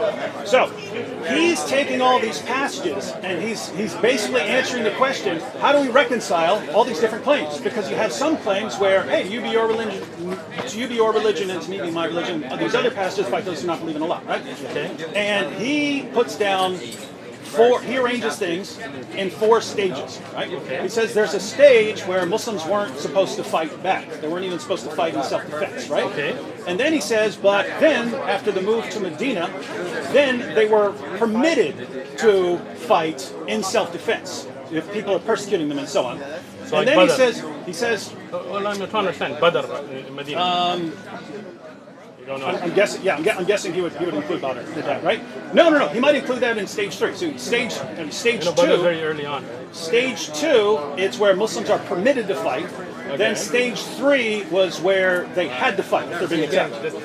They had to fight. Shows your ignorance because the first law of allowance to fight came in Badr. Okay, so the 3rd stage is. Fighting is obligatory, right? You have to fight in self-defense. And then the 4th stage he puts is offensive jihad, where you have to actually go out and fight and subjugate people, right? Okay. So that's how he arranges those. That makes perfect sense to me. So here's the issue, right? Here's the issue. We read the Quran verse. That sounds like it's calling to fight, right? But guess what? You can have all kinds of things in all kinds of books that sound like they're calling to fight. You got to read them in context. So you have an actual very respected scholar who's putting the essay. Abu Humayd, the Chief Justice of he was the Chief Justice of Saudi Arabia, 80s, 90s. No, you're missing. What happened to Sheikh bin Baz? No. Dude, you're missing. You're completely misunderstanding. You know who Sheikh bin Baz is? You're completely misunderstanding. You know who Sheikh Abdul bin Baz is? You're either deliberately misunderstanding. Listen. The Chief Justice of Saudi Arabia in the 80s and 90s is Sheikh Abdul bin Baz, the head mufti. We'll just look up Ibn Humayd after. Sure. Okay. So let's look up. Go for it. But let me finish one. So he says, how do we reconcile this? That's the conclusion that he comes to. That's the conclusion he comes to. Sure. I look at the same passages. That makes perfect sense to me, right? Okay. And so once you have that timeline, then there's basically one more question about how you would apply that. Right? Go for it. And the question is, once you've gone through these 4 stages, are you just in stage 4 and then that's stage 4 forever? So fighting. Why didn't you ask this? Yeah. No. So I'm here to help you, bro. You said I'm your favorite Sheikh, but you're the one who. By the way, this is all in response to something you brought up. Hold on. Let me finish. I'm almost done. We're talking 30 seconds, right? So, 1, do these 4 stages apply in such a way that once you've reached stage 4, the other 3 stages do not apply? That's the question. No problem. Or is this contextual? In other words, Muslims who are in sort of a situation like Muhammad was in Mecca, where he's totally outnumbered, and therefore you're not fighting back, would be under that sort of rule. Sure. I can see that, right? So that, as far as why you should not be running around implementing Surah 9, verse 29, I would interpret it because you're more in the situation of Muhammad in Mecca. But you're not a scholar to interpret, so I don't know why you're coming up with your interpretation. I'm giving you his interpretation. No, you are. That's not what he said. That's not what he said. You are giving, David Wood are interpreting when you shouldn't. Okay. And by the way, here's the entire point. I gave you more than 30 seconds. Here's the overall. Here's the big. Then you respond. Here's the overall entire point. The point is, read the Quran. get all these verses. How do we reconcile them? Oh, here's a good way to reconcile them. Now it all makes sense. Now it all makes sense. But that doesn't look good. Fight those who do not believe in Allah means that once you get in a certain situation where you're the most powerful force, you violently subjugate people, force them to pay jizya, impose conditions on them, and so on, or you keep fighting them until they're not, until they're gone or something like that, right? Okay. So that's what it looks like. And then even with the hadith, with Muhammad saying, I've been commanded to fight people until they say there's no God but Allah and Muhammad is his messenger and so on, that all fits into that. And here's the point. Even if that's completely wrong, even if that is completely wrong, to say, well, you're wrong about that, and therefore you need to go to all these different scholars. You got to go to all these different scholars and consult all these different scholars to figure this out. You're talking about passages that are calling for violence against other people, calling for the violent subjugation of the world when you read them like that, right? And in order to figure out what Allah is really saying, you have to do all these, decades of research. I did not say that. So the problem is, which we always come back to, the Quran claims to be clear. The Quran claims to be clear. We open it. Well, we got some problem on understanding these verses. How do we reconcile them? Well, you reconcile them in a way that constantly escalates the violence. And if that's wrong, how do you know what you're supposed to do? Well, you're supposed to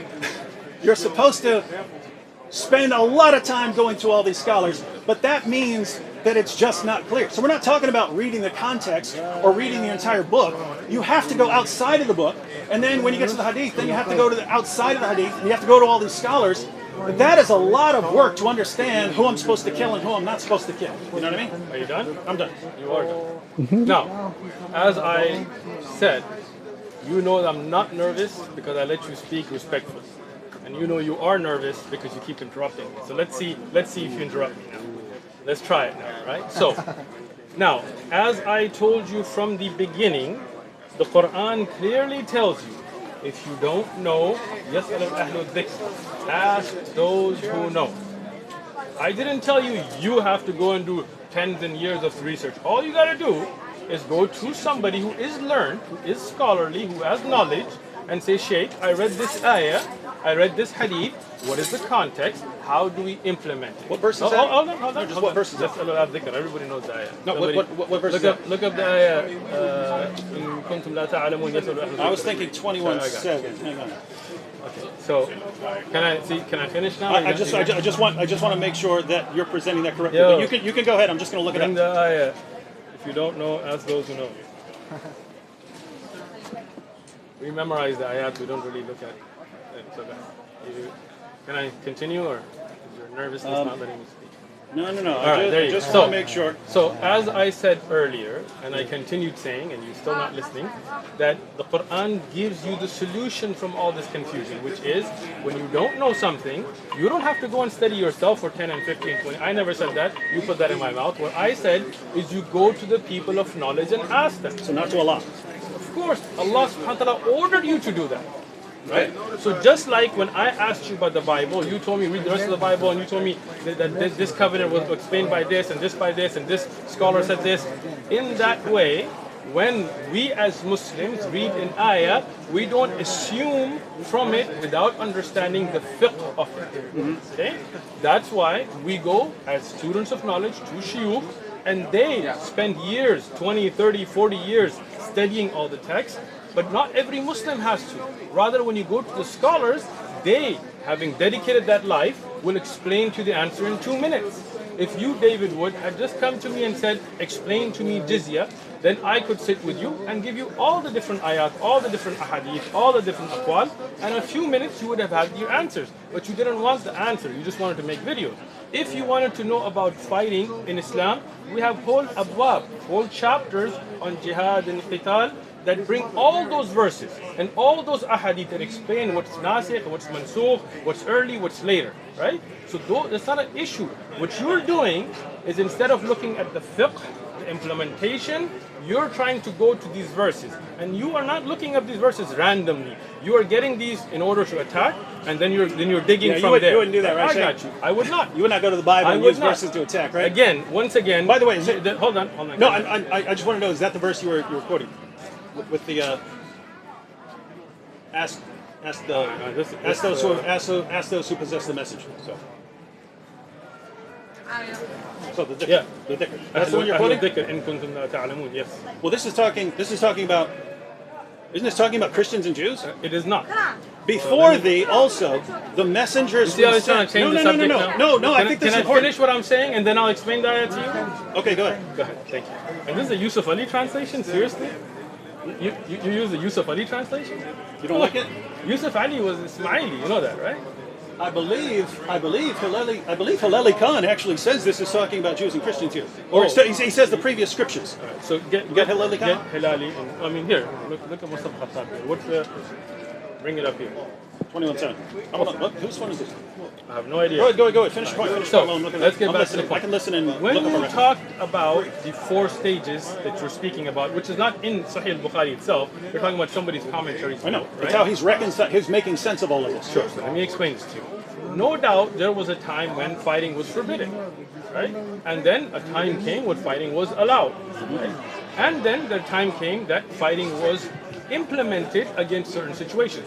But if you want to know whether these are stages that cannot go backwards and cannot reconcile between the stages, then the easy thing is to see how the Prophet ﷺ dealt with it. Are there Christians and Jews and tribes that Rasulullah ﷺ continue to have treaties with? Are there those that the Khulafa in the time of Abu Bakr and Umar and Uthman, Ali radiallahu anhum, continue to have trade with, for example from Sham, and they were not being attacked, right? And are those, like in Tabuk for example, where they were attacked, and what was the context of what was going on when they were attacked? What are the rules and regulations of difa'? For example, are you paying attention to what I'm saying? Or you're I'm paying attention. Smirking away, right? In difa', when you are attacked, for example, there is no need for an amir, right? You defend yourself. But offensive jihad, one of the conditions is that you have to have an amir, a Muslim leader that unites and brings the Muslims together for offensive jihad, right? So, if you're in a time where you don't have such an amir, you cannot initiate an offensive jihad, right? Even though you are past the 4th stage. Understand what I'm saying? For offensive jihad, there are different rulings, different amounts of time to give, certain conditions that are done. And even in that time, there is the ability for the Khalifa to make pacts with people, peace treaties with people. Understand? If you look at Abbasiyya and Umayyah and others, they made treaties with other... I'm not objecting, just clarification. Do you believe there can be another caliph now? Why not? Okay, just asking. How? Yeah, I don't want to sidetrack, but how would that happen? Would that be like scholars decide on one? I mean, not just scholars, but the Muslim Ummah would come and give bay'ah to a person, and you know, as a consensus to come with one leadership. And we hope Allah will give us a Khalifa soon. Mm-hmm. Okay, so now do you understand about the 4 stages, or you just didn't pay attention during that part? I understand completely. I just disagree, and it wasn't really my point. What did you disagree with when I said? The point I'm making. If I were to go to, I'm really confused about these passages. Let me go to a scholar. Yeah, right. Go ahead. What if the scholar tells me, yeah, you have these 4 stages, and once you reach stage 4, then there's this. Sure. I go to a different scholar, and he says, what? That's nonsense. What are you talking about? Easy answer for you. Just like a Christian. If I went to a Christian preacher and he told me that God made people in His image, and that's why God was white, and black people aren't a part of God, and whatever, or the Christian pastor here in California that was saying that the Pulse shooting was a good thing and gays should be shot and so on. As a Christian, he may be a pastor, but you would say, does that come in line with what he's presenting from the biblical scriptures? So we as Muslims say, Zin bil kitab wa sunnah. Oh, God, listen now, bro. No, when a scholar gives you... You just reached the problem. When a scholar gives you clear evidences from the Quran and Sahih Ahadith, then that's the scholar you should follow. When a scholar misinterprets Quran and you can see the evidence is being presented, but I'll give you an example. Let's say a scholar tells you, light this guy on fire, right? And I tell you, David, don't do it, bro, because Rasulullah ﷺ forbid punishing with the fire, right? So now, which scholar are you going to listen to? Allah's the one who punishes with fire. Right? Sure. Yeah. So now, which scholar should you listen to? The one who can back it up. There you go. But that means it comes down to the sources. The problem is when we're reading the sources... Of course, but the difference is the scholar understands the different sources, different ayat, and brings them together to explain it to you. You, David Wood, are just Googling one ayah, not understanding the rest, and trying to make your own interpretation. You're acting like this is me. You're acting like this is me when I'm so for example in this Surah 21 verse 7, right? So you got Yusuf Ali, Before the also, the apostles we sent were but men. Yeah. I'm giving that as an example. Before the also, the apostles we sent were but men, to whom we granted inspiration. If you realize this not, ask of those who possess the message. Then you read the Hilali Khan, and we sent not before you, O Muhammad, but men to whom we inspired. So ask the people of the reminder, the scriptures, the Torah and the gospel, if you do not know. So here, here's the point. This is Hilali Khan, and they're saying what this verse is talking about is asking Jews and Christians who have their book. Right? So if it's not, that's the point. If it's not what that means, who in the world am I supposed to listen to here? Let me tell you. Okay, good. Is Hilali or Yusuf Ali your person you have asked? No, it is not. Yeah, you just Google it, right? No, I went to their translation. That's right there. Yeah, you Googled it, right? You I did not Google it at all. Okay, so you looked it up on the internet, right? Yeah, that's what it says in the Quran. Pull it up. This is not asking a teacher. This is you, again, going in, looking at one verse and thinking you understand it, right? If you had asked a scholar, then I would have told you, or I'm a student of knowledge, but a scholar would have told you that this ayah, in the explanation from the Sahaba themselves who were there, explained that no doubt that the people of Scripture had a knowledge about Rasulullah sallallahu alaihi wasallam, and that's why many of them became Muslim. But this ayah is applicable for us as well, and that's why Allah subhanahu wa ta'ala used the word dhikr. You know what dhikr means? Reminder. Right, but what is dhikr in the Quran? Inna anzalnahu. Right there, it applied to the earlier scriptures. But this is the Quran making tafsir of the Quran, if you understand, right? The word dhikr has been used for the Quran itself. And for the Torah and the Gospel. Right? Exactly. Okay. Why? Because part of the wahi. Right? So under that, the Quran and what is preserved, if we had, from the earlier scriptures, the hadith that is a part of the wahi, those scholars that are well versed in the dhikr, that they are the ones you should ask. So today, if you go to a scholar who is well versed in the Quran, in the Hadith, then this ayah is as applicable to us as it was to those that I was talking about earlier, that if you knew, then you should have looked at the scriptures which mentioned the Prophet ﷺ and accepted it, right? But this ayah is not nasikh or mansukh.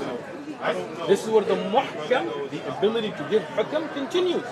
Now, if you ask a scholar today who is well versed in the dhikr, in the Quran, in the Hadith, then they can give you references and explain the concept. No problem, it's very easy. But instead of going to that route, I want to look up this ayah and think that I know what it means. I want to look up this hadith, whether it's strong or weak, and think what it means. Why not just come and say, hey, I want to understand the concept of jizya from a fiqh perspective. So looking at all of the ayat, looking at all of the hadith, the research that we've already put in, sit down and explain it to you. But you don't want the answer, right? It doesn't work at all. Why does it not work? Because I come to you. Explain this to me. Sure. I get a different explanation from the one that I get from Ibn Kathir. Ibn Kathir is not your teacher. You go to, you look up. Again, you look up. No, hold on. Ibn Kathir, he wrote books. He wrote books to give his book, to give his views, right? He was not explaining fiqh here. He was explaining an ayah and things that are related. It was not in the implementation. It's not a big book of fiqh. So instead of going to, you didn't go to any other Islamic scholar and ask this question. You went and tried to make your own interpretation based on Ibn Kathir or whatever else. Here, you brought it up. I gave you the answer, right? I gave you the other ayat, other ahadith, but then you didn't like that. You want to continue to make your videos, right? But what I'm saying is, why not come and ask? If you don't want to ask me, not me, go ask another scholar. Sit down with a scholar, a qualified Islamic scholar, and say, I want to understand the ahkam of qital. In our time, what are the ahkam of qital? And a scholar will say, this ayah, this ayah, this ayah, this ayah, this ayah, this hadith, this hadith, this hadith. You don't have to do that research. That's what a scholar does. And with all of that, he'll give you a clear answer. No. But you don't want a clear answer. No.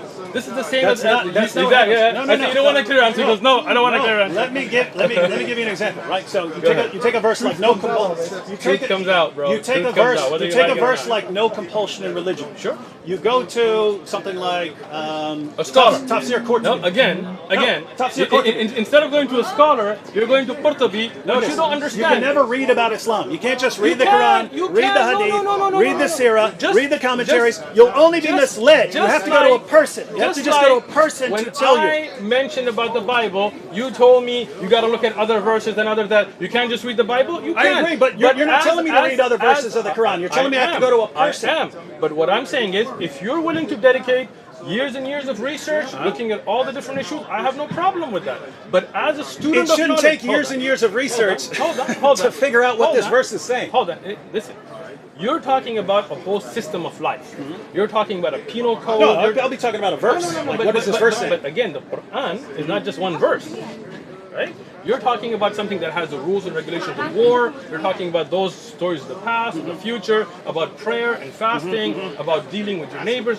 All of that, no doubt, if you want to start implementing it, requires scholarly work. Right? There are ulama from the time of the Prophet ﷺ, Ibn Abbas, Ibn Mas'ud, there were the scholars amongst the Sahaba. And when a companion didn't understand the ayah, he would go to them. That's why Rasulullah ﷺ said, take the Quran from Ibn Mas'ud, Ibn Ka'b, and others, right? So you would go to them. And then when they would ask, then they would explain it not from their own interpretation, from the other ayat of Quran, looking at context, looking at hadith, they would give an answer. Today, for example, if you want to get a medical question answered, you have no problem going to a doctor. You don't say, why can't I just pick up Grey's Anatomy and make my own insertion into my liver, right? But no doubt the hereafter and Islamic laws is something that's complicated because you're implementing. If you just want to read for your own spiritual benefit, read the Quran all you want. But if you want to implement Islamic jihad laws or There's no hudud, scenario where I want to or implement hudud, this stuff. then you need I want to to understand it. Okay, if you want to understand it, excellent. So when you want to understand the rules and regulations of jihad and jizya and things, you need to go to those who are experts in it. Just like if you want to understand legal system in America, you don't just pick up the Constitution and go, to me 2B means this. No, you go to a legal expert to understand it. Just like the Bible. If you want to understand the Bible, we have people like McCarthy and others who write these. But you even told me, McCarthy, when I pointed out from McCarthy, you were like, that's just one guy. You threw him under the bus. But you would go to a Christian and ask, hey, is this applicable today or not? Is this a proverb? Is this a simile? Is this Jesus giving a direct ruling? Or is this something that has a different meaning? Just like that. But you don't want to give the same courtesy to Islam because David Wood just wants to make videos. Wrong. So, and I know we have to be wrapping up here, but We do, yeah. just to explain my perspective here, right? So, back to what I mentioned earlier. And this is not to belabor this particular point, but it's if I were to look it up in the tafsir of Qurtubi, so I look up this verse. He gives, according to this guy, and this guy, it means this. Exactly. According to this guy, and this guy, Perfect it means something. example. It Thank means you. something completely different. Thank you. According to this guy, and this guy, but he's quoting Muhammad's companions and all these other guys who are giving all of these different interpretations. Exactly. right? So here's the thing. The idea that you just nailed your coffin right the now. idea Go that ahead. the further you go back in time, the less they know. To where not true. Muhammad's companions are walking around, the verse means this, and someone else says, no, it doesn't mean that, it means this, and they're giving completely different interpretations. They're applying completely different hadiths to the situation. They're saying in the historical context for this one was this one. The other one says no, the historical context was that. If there's that much confusion back then, the idea, I'm just going to go to a scholar. All the scholar could possibly do is explain why there's so much confusion. Nope. Unless everyone back then, except one particular interpretation, I got you. Go had ahead. it correct. And anyway, here's the point. That wasn't the point? I read a verse of the Quran. I read a verse of the Quran. That sounds like this. Let me look it up. So I look it up in the commentaries, and I find that according to Muhammad's companions, they didn't agree on it. There's all these different interpretations. Right? So I go around, look at the relevant hadiths, and you get different interpretations of the verse. And your solution is, well, you have to go to a guy. The problem is, I could go to a guy who favors this guy in the commentaries more than this other guy. And so I'm still going to get, you're acting like if I go to scholars today, I'm going to get this consensus opinion on what this verse means. And I know enough to know that that is not true. You don't. I do. Let me explain to you why. Okay, let me tell you now. Okay. All scholars agree speaking? on 929. Are you done speaking? Go. Are you done speaking, bro? Yeah, sure, go ahead. Thank you for nailing your coffin. Let me explain. Most confusing religion ever. It is not. It sure is. It's most confusing because of the lack of your ability to understand one simple concept. Which And is no one could agree on what any of these again, things mean, but it's not confusing. You see how he doesn't let me speak? Perfectly you clear. see that? All your audience, let him see Perfectly clear. how I quietly listen to him because I'm not nervous, but this nervous guy, he keeps interrupting me because he knows he nailed his coffin. Talking for 5 I will minutes and explain not it getting you. to his point. Well, because you're not letting me speak. Now, when we go back to Qurtubi, there are riwayat there that are authentic. There are riwayat there that are da'if, that are weak. So this is the job of scholars. Qurtubi, Tabari, Ibn Kathir, they collected all of this. Tabari, many of the riwayat he collected, he himself says this is weak. Ibn Kathir as well. These are jami' tafasir. These are tafasir that put together the bigger picture for scholars to go and look at research. But the problem is David Wood is too ignorant to understand. Nonce, I'm a horrible, evil person. Let me finish. Who gets confused when I get 10 different interpretations of the same verse. Let me finish. When you look at 10 interpretations, the reason you're confused because you don't have enough knowledge or enough sense to ask a scholar. The scholars, what they do, like my teacher, Sheikh Abdul Salam, he has a book of tafsir where he brings those interpretations and says this narration is da'if, it's weak. This is why it's weak. Its chain is weak. Qurtubi mentions it, but it's da'if. Ibn Kathir mentions it, but it's da'if. At-Tabari mentions, but it's weak.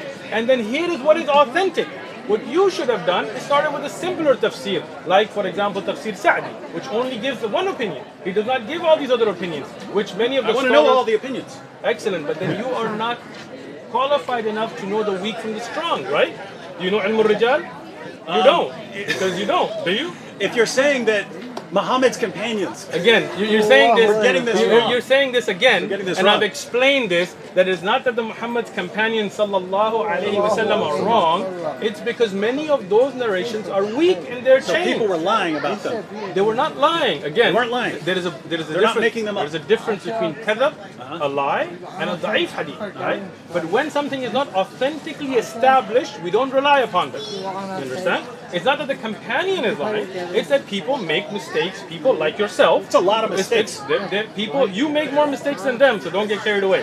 You took. I don't think so. I don't come up with 10 different interpretations of a single verse. You took Ibn Abbas's narration of one ayah and plugged it somewhere else, right? I didn't. Muslims did. No. So they made a mistake. Who made that website? You don't know.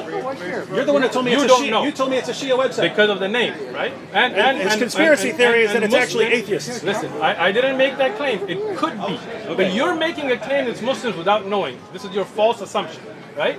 But that ayah has not been explained by Ibn Abbas. You falsified that by misreading a website.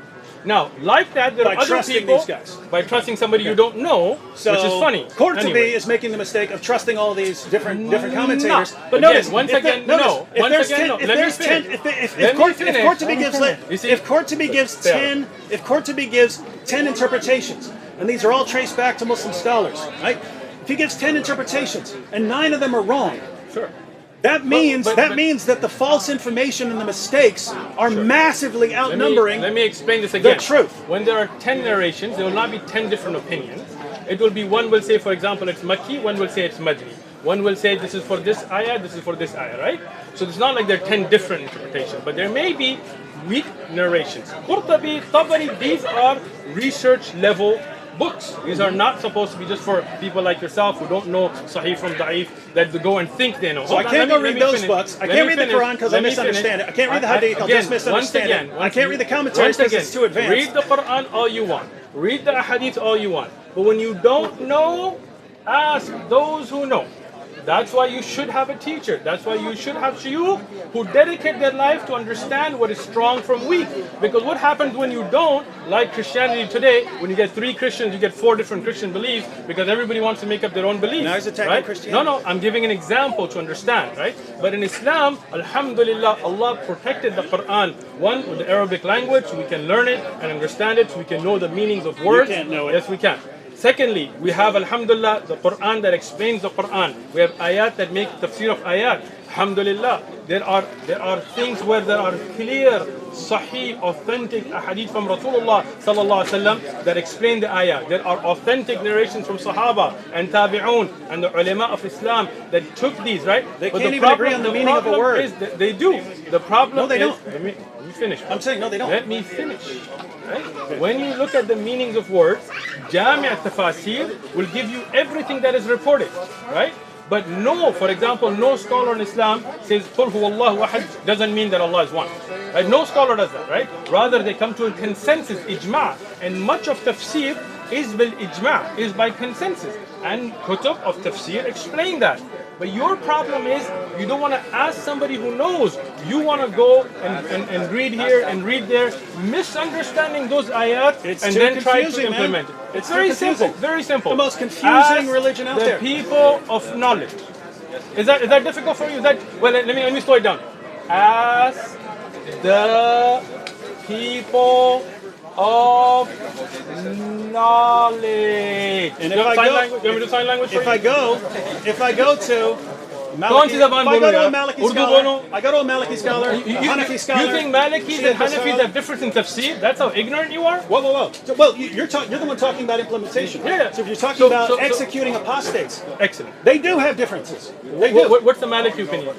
The Can you name me remember. one Maliki fiqh book? listen. Name one Maliki fiqh listen, book. listen, You will listen, win listen, right now. listen. Name one Maliki fiqh book. Look, I think you're trying Name to deceive one everyone. Maliki fiqh book. Just one. Let me break this down. Name to me one Maliki fiqh book. Not the point. You can tell me if I'm wrong. He doesn't know. You tell me if I'm wrong. He doesn't know I a single. don't Okay, remember name whose interpretation me. that was. Name Notice me he just one- dodged this. No, I'm not. I'm He not. just I'm dodged this. showing your ignorance. Am I right or Name wrong? me one Shafi'i fiqh book. Just answer Name me if I'm one right. Hanafi fiqh book. I can't. Name me one I- Hanbali fiqh book. I- Name me one Zahiri fiqh book. Dodging the You issue. don't He know a knows what the single issue's coming. fiqh book's He name. knows what the issue is coming. He knows what the issue is coming. Go ahead, bring it. You go to one of these schools. Okay. It says that if you're going to execute someone for apostasy, Okay. you have to give them a waiting period, Okay. a certain number of days, right? All 3 of days them or said something that, like that, but right? No, some of them say you don't have to. I would have to look it up. You know, Look it up where? You know I'm right. I Look did at this- where? No, you're not right. I made my All video of on the this 10 madahib- years ago. All of the madahib agree That you have if to. you're going to, you have to. to. You have to give that So if person I, a so if I chance. quote someone who says Listen, otherwise, Listen.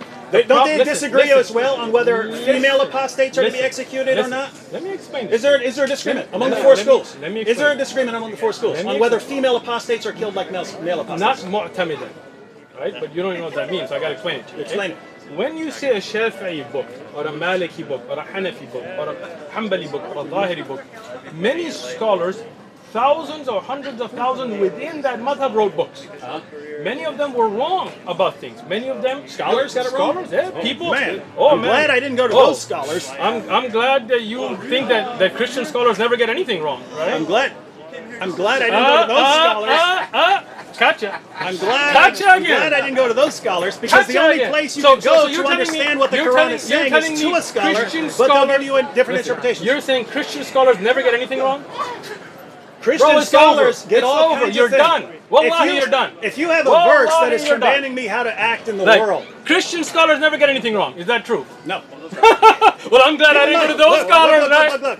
He's, Oh, come on, he's man, interpreting. you're done. You're interpreting. Now, let me you're explain the interpreting. point Hang to on. you. You're interpreting me as saying that Muslim scholars can get something wrong. Shame They on can. me because I wouldn't. No. Muslim scholars can. absolutely not. I'm saying when if you're claiming. You're acting like there's this consensus. You pick a scholar, On you go to certain a, issues, you go to on a certain scholar. issues there are ijma. On certain issues there is ijma. Certain issues there is khilaf. Yes. We study those. Now let me Yes, explain the yes, madahib. yes. Here's- Let me benefit No, you hang on. by You letting talked you for learn like 10 something. minutes straight. I'll keep I this short. wasn't even done. You interrupted me. I'll keep this short. You interrupted me. I'll keep this short. Go ahead. You always say that and then you go on. I'll keep Go it ahead. very short. Go ahead, bro. I got you. Keep this very short. So, in Christianity, there are consensus issues. In Islam, there are consensus issues. Right? Agree? When we look up the issues where there are disagreements Sure. in Islam, Sure. it's things like fight those who do not believe in Allah, Sure. And how to Christianity. carry out Sure. apostasy Oh, laws. you think all those crusades and all those battles for the No, cross they're weren't not- under the they're- Bible? They're not getting that from there. They didn't use the Bible to justify crusades? Oh! No. You're as No, ignorant of history as you verse? are of What verse? Islam. What are they using? Excellent. What verse- excellent, what verse are they excellent. using I'll to- tell you what. Hold on. Hold slaughter on. Hold people? on. Hold on. If Love you your go- enemies. If that's what the Crusaders said when they raped, massacred with the cross. I'm saying where love did your they- enemies. I'm right? saying where did they get it from? Excellent. Do this when you go home. Look up the Pope's writing using the Bible The Popes? to justify. Yes. What verse? Give me a verse that you could use. Look, I am not the one that studies the Bible or the Pope. Right? I didn't come with that claim. You But spend I'll tell every you week what. attacking the Bible. You can't No, give me no, one no, verse no, that could listen, be used to listen, justify the we're- Crusades. Look, there are plenty of verses that they have used. Just one. I'm- I want one. One verse Sure. that would actually, in All right. context, from a Sure, scholar, no problem. be used to justify. You want just the verse? No problem. I got you.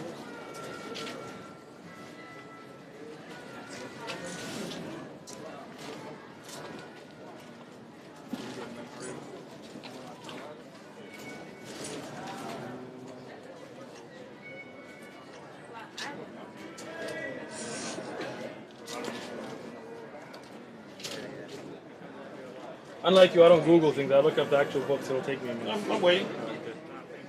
You're in the wrong section. No, I'm not.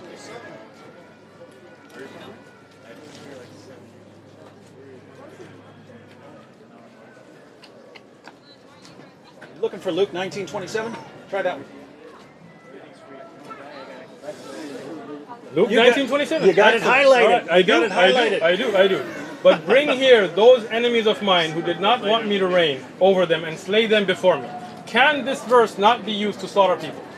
If Thank anyone, you. no. Thank you. If anyone, Thank you. If you think people can be that sloppy, because what happens when you read it in context?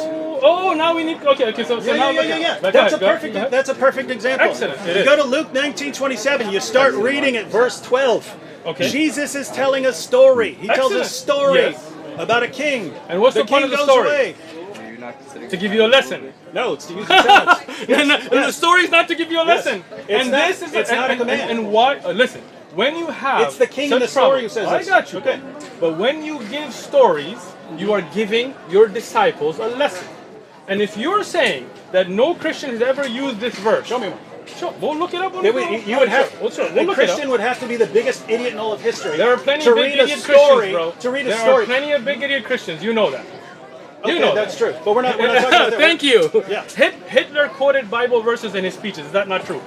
Yeah, he also said he preferred Islam to Christianity. But he did quote biblical verses True. to Is he- promote is his he a- genocide. is he a So scholar? are there Christians? Is he a scholar? Are there Christians who use biblical verses to massacre and kill? You have just proven yourself to be wrong. Thank you very much, David Wood, for coming out. Have a good Absolutely trip. not. You were talking about consensus of scholars, and you name a bunch of people who Look, aren't scholars. look. Following what You any said, random no, person you who picks said- up a Bible. You said that a Muslim who just picks up the Quran can misunderstand these ayat. I agree. And I told you that the same is true for the Bible, and you said, show me a verse No. that a Christian could pick up and read and misuse it to kill people. I showed it to you, Absolute and you nonsense. admitted on No. camera that No. a person who believed in Jesus, according to his own admission, Any literate person Hitler who reads that used them. sees that it's Now, a story. He go home. literally starts. Go home. The passage literally starts with, and he told I them a understand. parable. But there are Christians that you will find Where? that have taken. Sure, we'll look it up. When you go home, look up the A Pope. Christian quoted 1927. Hold on, listen. When you go home, look up the Pope's writings to justify the crusade. And look at the biblical verses that were used. How's that, Dave? I'm still waiting for Are you one. going to look it up when you go home? The Pope's writings to justify You the look it up. crusade. Send me the verses. Okay, let's do it. Send me the verses. Send me the verses. All right, and if you find them, you're going to admit that you were wrong. If you you're still not understanding the point. You're talking. If I find you what you're asking for, will you admit you're wrong? Yes or no? It's a pretty simple question, Dave. If you show me, if you show me That popes use the Bible to justify massacring people. not the challenge I issued. Not the challenge I issued. Why not? The challenge I issued was you have all of these disagreements on things like carrying out apostasy laws and things like that, right? Among scholars, If I among find schools you of thought, Christian among scholars schools of thought that have used if you biblical have- verses to kill people. If you How's have that? no, you have to show that there's disagreement. You have to show that there's actual So you disagreement. mean there's agreement that you should kill people on those verses? No. So I'm assuming if somebody misunderstood it, like the Pope, that there are others who would disagree with him. Not? No, you're, No? you're still not getting the situation. If you, All right, if I find some you the pope, here, Pope- give me an Okay, example. go ahead. If some pope said the reason we're going to go kill people Muslims. is because Luke 19:27 Sure. says it. Okay. Right? Okay. Reading the passage would show that that guy's an idiot who happens to be pope. Right? The same thing with any scholar. All right. Reading Surah 9 verse 29 in context and saying fight those who do not believe means that at least once you reach a certain stage in society you're supposed to fight those who do not believe in Allah, and you read the commentaries. If the- Someone concluding that Sure. is not an idiot. So if a you don't have to be an Christian- idiot. if a Christian That's the point. sees- There are reasonable Let me interpretations of explain. these. There's no So reasonable you are interpretation. You are saying that if a Christian scholar takes that to be a problem and say the lesson here for us to learn is that you kill those that didn't want you to reign, and that's why we're going to kill those Muslims, Spanish Inquisition and all of that were supported by biblical verses by Christian scholars of the time, right? If I prove you that, will you admit you're wrong? You did not listen. Still won't. You did not Still listen. won't. You did not listen to anything I just said. I did. But you If just don't a want to pope- admit because no, you know I'm no. going to prove it. If a you pope- know I'm going to come back with Wrong. evidence. If a pope were to quote 1927, when the context shows there is no possible way Why to not? interpret it that way. Why not? He What would if be the an Pope idiot. feels, Keep in mind, as a scholar, the same thing. If feel- a Muslim scholar quoted some verse Exactly. and completely destroyed the context, and the next verse destroyed him, right? Exactly. That's not what we're talking about. This is not the next We have verse. not- we're okay, not talking about this that at all. This is the issue, right? This is the issue. When I showed you all those other verses as well, the problem was that you were all like, well, read the other part, read this, read that, right?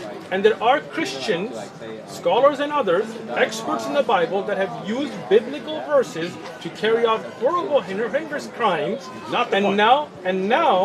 Now, when I am telling to you that I'll bring you those evidences, names, and which verses and everything, you are still trying to find a back way out because you know I'm going to find it, and you know you're going to be proven wrong again. You missed the point entirely. I'm saying you take any of these verses and say this means we should go kill people. Sure. You would have to either be insane or have some all agenda. those Here's what you Christian can say. scholars were insane Here's what you can say about Christianity and Islam. There are people who have agendas Sure. who will knowingly distort the meanings of verses in order to get what they want. I'm sure you'd say that about, you that about ISIS, right? That they're distorting I passages, agree. right? They're distorting I passages. agree. Yeah, yeah. So you would that's say there not is the point. no Christian that sincerely believes that killing homosexuals is a biblical order on it. If a Christian tried to apply that today, I would regard him as insane. Really? Or So massive agenda. Massive agenda. So Mr. Anderson, the Christian preacher from Arizona, If he who says did homosexuals, say that according to homosexuals- Christianity, Yeah, should be executed, I would. You haven't I would watched his video. No. Then Preacher Anderson, go watch his news Okay. footage where he shows the Bible and says that is the ruling in Christianity for Bible. there is no ruling in Christianity. You'd have to That's go what he to said. the old That's covenant. what he said. And therefore He he'd said- be he showed. ignoring the entire new covenant. So now you are caught on tape. I'm not caught. A Is Christian he a scholar? preacher. He is a He's a scholar. of the respected Bible. scholar? Yes, he is. A respected feels scholar. He is, yes. Oh, he feels he is. Oh, he has a large following. He has degrees. He Okay. has, right? So when we now, read- now he's caught. when Now we he's read- caught. Watch not him run. caught at all. A Christian scholar, I said- a minister I said- with a following, I said, if you using interpret- the biblical verses, feels that the order for him is Did that, with not context, deny is that it. you, Did is that, not is that deny it. homosexual I said you'd should have to put be to insane death. or you'd So have you're to have saying- an agenda. So which one I is said it? he's gonna- you don't Which think one he is has an it? agenda? You don't think think he so? has an agenda? I don't know. I'm not Okay. going to assume that. Some people don't like certain people. and Preacher use Anderson, passages. David Wood is saying you're either insane or have an agenda. I am. Check. If you're You saying, guys- if you're I'll saying tell you what. homosexuals should be I'll tell you what. executed I'll tell you what. under You the guys- new covenant, You guys work it out amongst your Christian selves and then come to us and talk about it. yeah, and Thank you very and then much. tell me how many Christians are executing homosexuals? Plenty. Yeah, plenty. You how many haven't been- jihadis you are haven't slaughtering been- people in the no, name of wait, Allah? Listen. You haven't been to South Sudan. You haven't been to Russia. You haven't been to other places where there are homosexuals being killed in the name of Christianity. the You name haven't. of Islam? Yeah, there are. Of course, we already agreed earlier that many people can misunderstand things and people's actions are not an evidence. But scripturally, can people misunderstand the Bible? Even scholars, you have been proven, and you threw the poor Anderson still- guy you under the bus. you still- Preacher you Anderson, still did not Preacher understand the Anderson. point Even at all. though I may not agree with you on a lot of things, but I do feel pretty bad that David threw you under the bus. Have a great day. This from the guy who throws Ibn Kathir under the bus. I did not. I explained the weakness And in the his own narration. God under the I love, bus. I love Ibn Kathir. And his I love prophet under Allah. the bus. And I love Rasulullah sallallahu alaihi wasallam. And says, oh, I can't believe Deuteronomy, Exodus, look at these horrible Look, teachings. you know you got His caught, God bro. and his You know- prophet say these are you the know. inspired word of God. You He throws know. them all under the bus. You know so the under the bus here we example have ended your God, point. prophet, Ibn Kathir, And now- greatest scholars and of all now time in you Islam. just want to make your voice We got bite. one guy we can go make to. Make your sound we got bite. one guy Go we can go any to scholar. learn Islam. I told you earlier. Any scholar is going to give us the same answer. I'm a student of knowledge. Go speak to a scholar. No problem. Any scholar.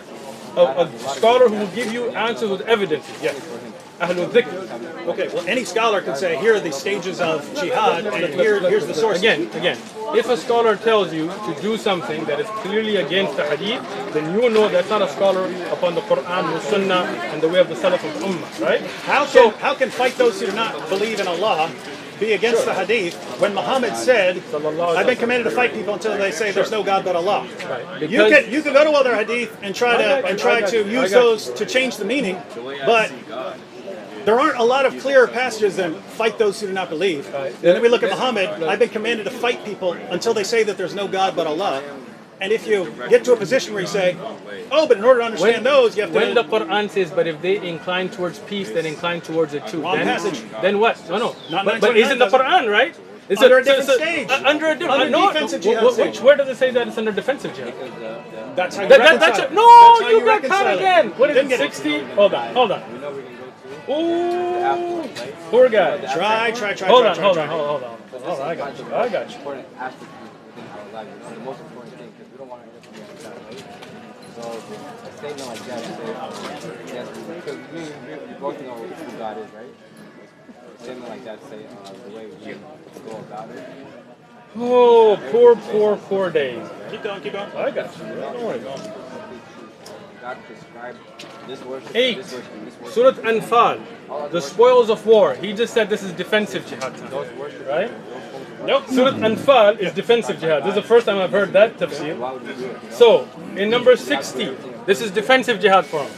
Prepare against them what you believers can of military power and cavalry to deter Allah's enemies and the enemies as well as other enemies unknown to you but known to God. This is offensive right now.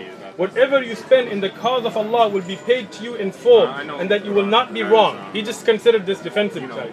But if the enemy, in an offensive jihad time, if the enemy is inclined towards peace, make peace with them. Boom. Not the final revelation. Before, after. Whoa. I've never. So this is defensive jihad? Is This is a that? defensive jihad ayah? Yes. Yes. Preparing for war and getting Yes. seeds for war or defensive Yes. jihad Are you ayah? going out and subjugating the world? Or are you fighting people because there are people fighting you? Surah Anfal, the spoils 8 of or war. 9? Which came later? Spoils. Surah 8 or Surah 9? Which one came later? But you think they came Which one came numerically? later? Which one came later? You think they came numerically? No. Oh, Which one came miskin. later? There are ayat in both. Are you telling me that 8 let me came explain after it. Let me explain it. There are ayat in Surah Tawbah and Surah Anfal that came in different time periods. They didn't come one surah at a time. You miskin guy, you didn't know this? These surahs are not revealed one at a time. There were ayat revealed in the 8th surah. 929, before or after that? I don't have to look that up. But this is offensive jihad. You don't know? And I don't know. I don't know Okay. everything, bro. I got you. But here, even with offensive jihad, Allah says that if the enemy is inclined towards peace, make peace. This surah is called Anfal, which is the spoils of war, which are not from defensive jihad. Boom!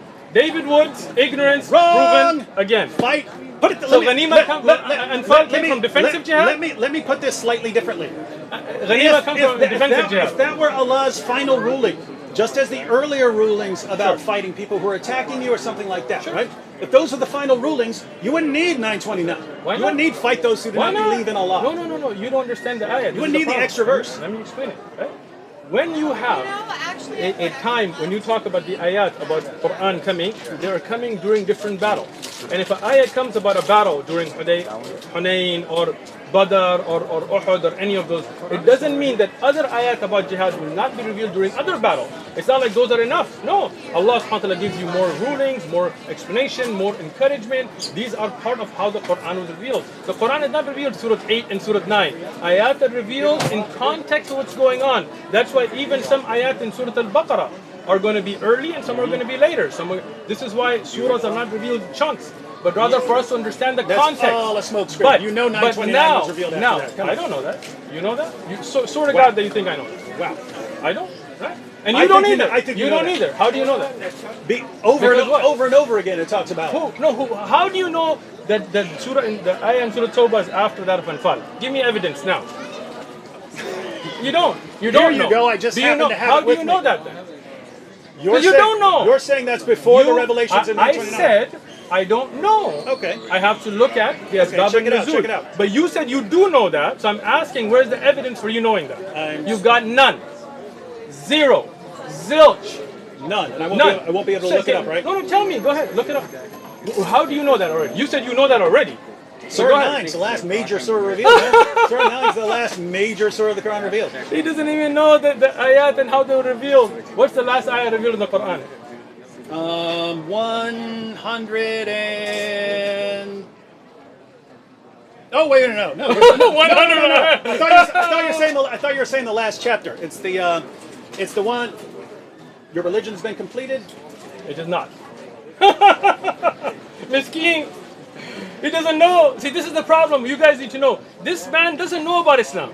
He just pretends. He plays it on TV. He just quotes your sources, Look, and then all the wants, sources are wrong. All he wants, Ibn Kathir, all he wants, bye-bye. You can't read all the he Quran wants and understand is your it. money. You can't. Right? You see? That's all he This- wants. I'm sorry.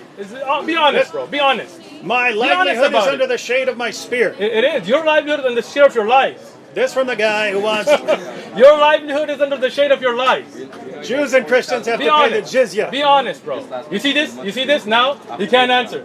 You Answer can't what? answer. Show You me. change the show subject me every 5 evidence. seconds. No. Same subject. Show me evidence that the ayah in Surah Tawbah was after this I ayah in have Surah to look it up. Al-Anfal. I've never even heard that disputed. But you I've said never you heard know. that disputed. He said he knows. How did you know if you haven't looked it up? I have read. I've read that Okay. repeatedly, From over who? and over, From over and who? over again. From It talks who? about Surah 9 being From who? the last major surah From who? revealed From who? in the hadith. Those ayats we're talking about. In the hadith, there's a hadith that says that ayah is revealed after the We're talking ayah. about Surah At-Tawbah. We're talking again. Maybe your brain isn't. Maybe it's a 929. little. Maybe you're tired, right, from your traveling. So 929. The surahs- 929. The Let me explain it again. Let me explain it again. The context Surahs is are Tabuk. not revealed That's Tabuk. in one chunk. That's Tabuk. So where's 860? Hold on. Let me explain it again. Surahs are not revealed as chunks. Ayat are revealed. Which one of these ayats is revealed first? I said I don't know. Okay. I will look it up. You said you do know. So I'm asking you, how do you know? Where did you read it? I'll have to look it up. Okay, so look it up because you don't know then, because you don't remember. You If didn't you're know. saying Okay. if you're saying that was revealed before Tabuk, that's I'm very gonna, very I'm that's gonna very say this for interesting. the 6th time now. I said I don't know. Right? I don't speak without knowledge. I don't just Google stuff and think I know. Right? So we would have to look that up. But the hukam that when somebody inclines towards peace, you do as well. You see this implemented in the life of the Prophet ﷺ, even in the later stages. You see the Khulafa, the Abu Bakr, Umar, Uthman, Ali radiallahu anhum, making contracts, making deals. You have the Abbasiyya and Umayyah. You go and read your history books, right? You see them making alliances with non-Muslims. So you understanding the context should have understood that no doubt the hukam that if somebody inclines toward peace, you do as well, is applicable. But you didn't know that, and you don't want to know that. Because the scholars I read Which said scholars? it doesn't work. Abu You Humayd. don't know. Abu Humayd. Abu Hamid didn't talk about these ayat, bro. You're putting that into somebody's mouth. He was talked about talking the commands a to general- fight and subjugate Was he being the talking final about these revelations. ayat? These are the final He was revelations. talking about these ayat in Tawbah and Anfal. He was not. 973, 9123. Yeah, yeah. Those were the two talking ayat about he's those. talking about. You're lying on Abu Hamid. Bring the book next time. Okay. We'll look at it. You can look it up if you have the Dar es Salaam edition of I have Bukhari. it. I have it at home. Yeah, just go to the end. He's got this whole thing on jihad. Okay, I'll bring it with And me. understanding it in context. I'll bring it with me historical next time. context. Cool. And we can look at it together. Yeah, we How's can that? see if it's right. Cool. That works. Maybe. You will become Muslim. No, maybe we can. Maybe one Maybe day we we- can actually get to this. Because Look, that's bro, why I came. you- Look at this you- thing listen. getting all raggedy. I know, man. Because I carried it out here 50 times. Take a new one. And still can't find what this is. I already grabbed the new one. Listen, I grabbed the new one. listen. You came here, you brought up a subject, I humored you, right? And I went with you. Don't try to act like I didn't. You did. If you had come here No. and you didn't bring up jizya and you brought this up, I would have addressed this. Not a problem, right? When you come and you bring up a subject, I didn't bring that up. You said you wanted to talk about jizya. Oh, bro, now you were I on came camera. here. I you asked showed you. me a tweet. I asked you that because Right. people keep sending it to Exactly. me. I asked you. So that was it. So you that was brought, it. So who brought that up? You did. I did. You answered. And We're then done. I said, we were done. I said, watch the video when you go home. I said, do you want me to explain it to you? And you said yes. did not know And that jizya would be a 2-hour conversation. Well, that's your lack of understanding, bro. These are deep subjects. We teach whole classes on them. It's too bad the Quran just couldn't be clear the first time. The Quran is as clear as it gets. It's too bad you're too ignorant to understand it. As clear as it gets. Let me So say that all the this to you. scholars got it wrong. Again, once until again. we get to once again. Sheikh Uthman. Once again. Kathir I got it never wrong. said all the scholars got it wrong. I never said they come to me. I said go to the people of knowledge. And Dave just has some issue I don't know who else to trying go to understand besides you. it. No problem, come to me. That's what I did. So when I explained to you then, instead of understanding, you just wanted to debate. To be honest, right? when No, I if you explain- say something if that I read explain to you- that seems false, it doesn't seem to fit with the Quran or the Hadith or Ibn when Kathir I or someone gave you, else. when I gave you I'm other, inclined to when I'm I inclined gave to you bring other, that up as an when objection. I gave you other ayat, Come on, other ahadith, right? we're not your dimmies, dude. We don't just sit here and you give information. We just sit there. Yes, whatever you say. Okay, don't hit me. We're not like that. You know what I mean? Listen. You say something that's wrong. Listen, I'm not your slave from the Bible either, where you're going to hit me with a rod and try to kill me, and I'm not your dad, so don't go there, right? Your prophet said, Let me go take with it that. back. Look, listen, Your prophet said, believe that. my prophet did not say believe in beating your slaves. You're lying on Your my prophet, prophet as affirmed. you have said. Your prophet, in fact, no. Your God, Surah 5, verse 43. The Jews, 5:30. 5:43 of the Half an hour Quran. past The now. Jews come to Muhammad to settle dispute, and Allah says, why do they come to you when they have the Torah? They're required to judge by the Torah. If anyone fails to judge by what Allah has revealed, they're no better than those who rebel. You go to the historical background from that verse. Muhammad is set up as the judge. He says, bring me the Torah. They bring him the Torah. He puts it on the judgment cushion, says, I believe in you and in the one who revealed you. He's talking to the Torah.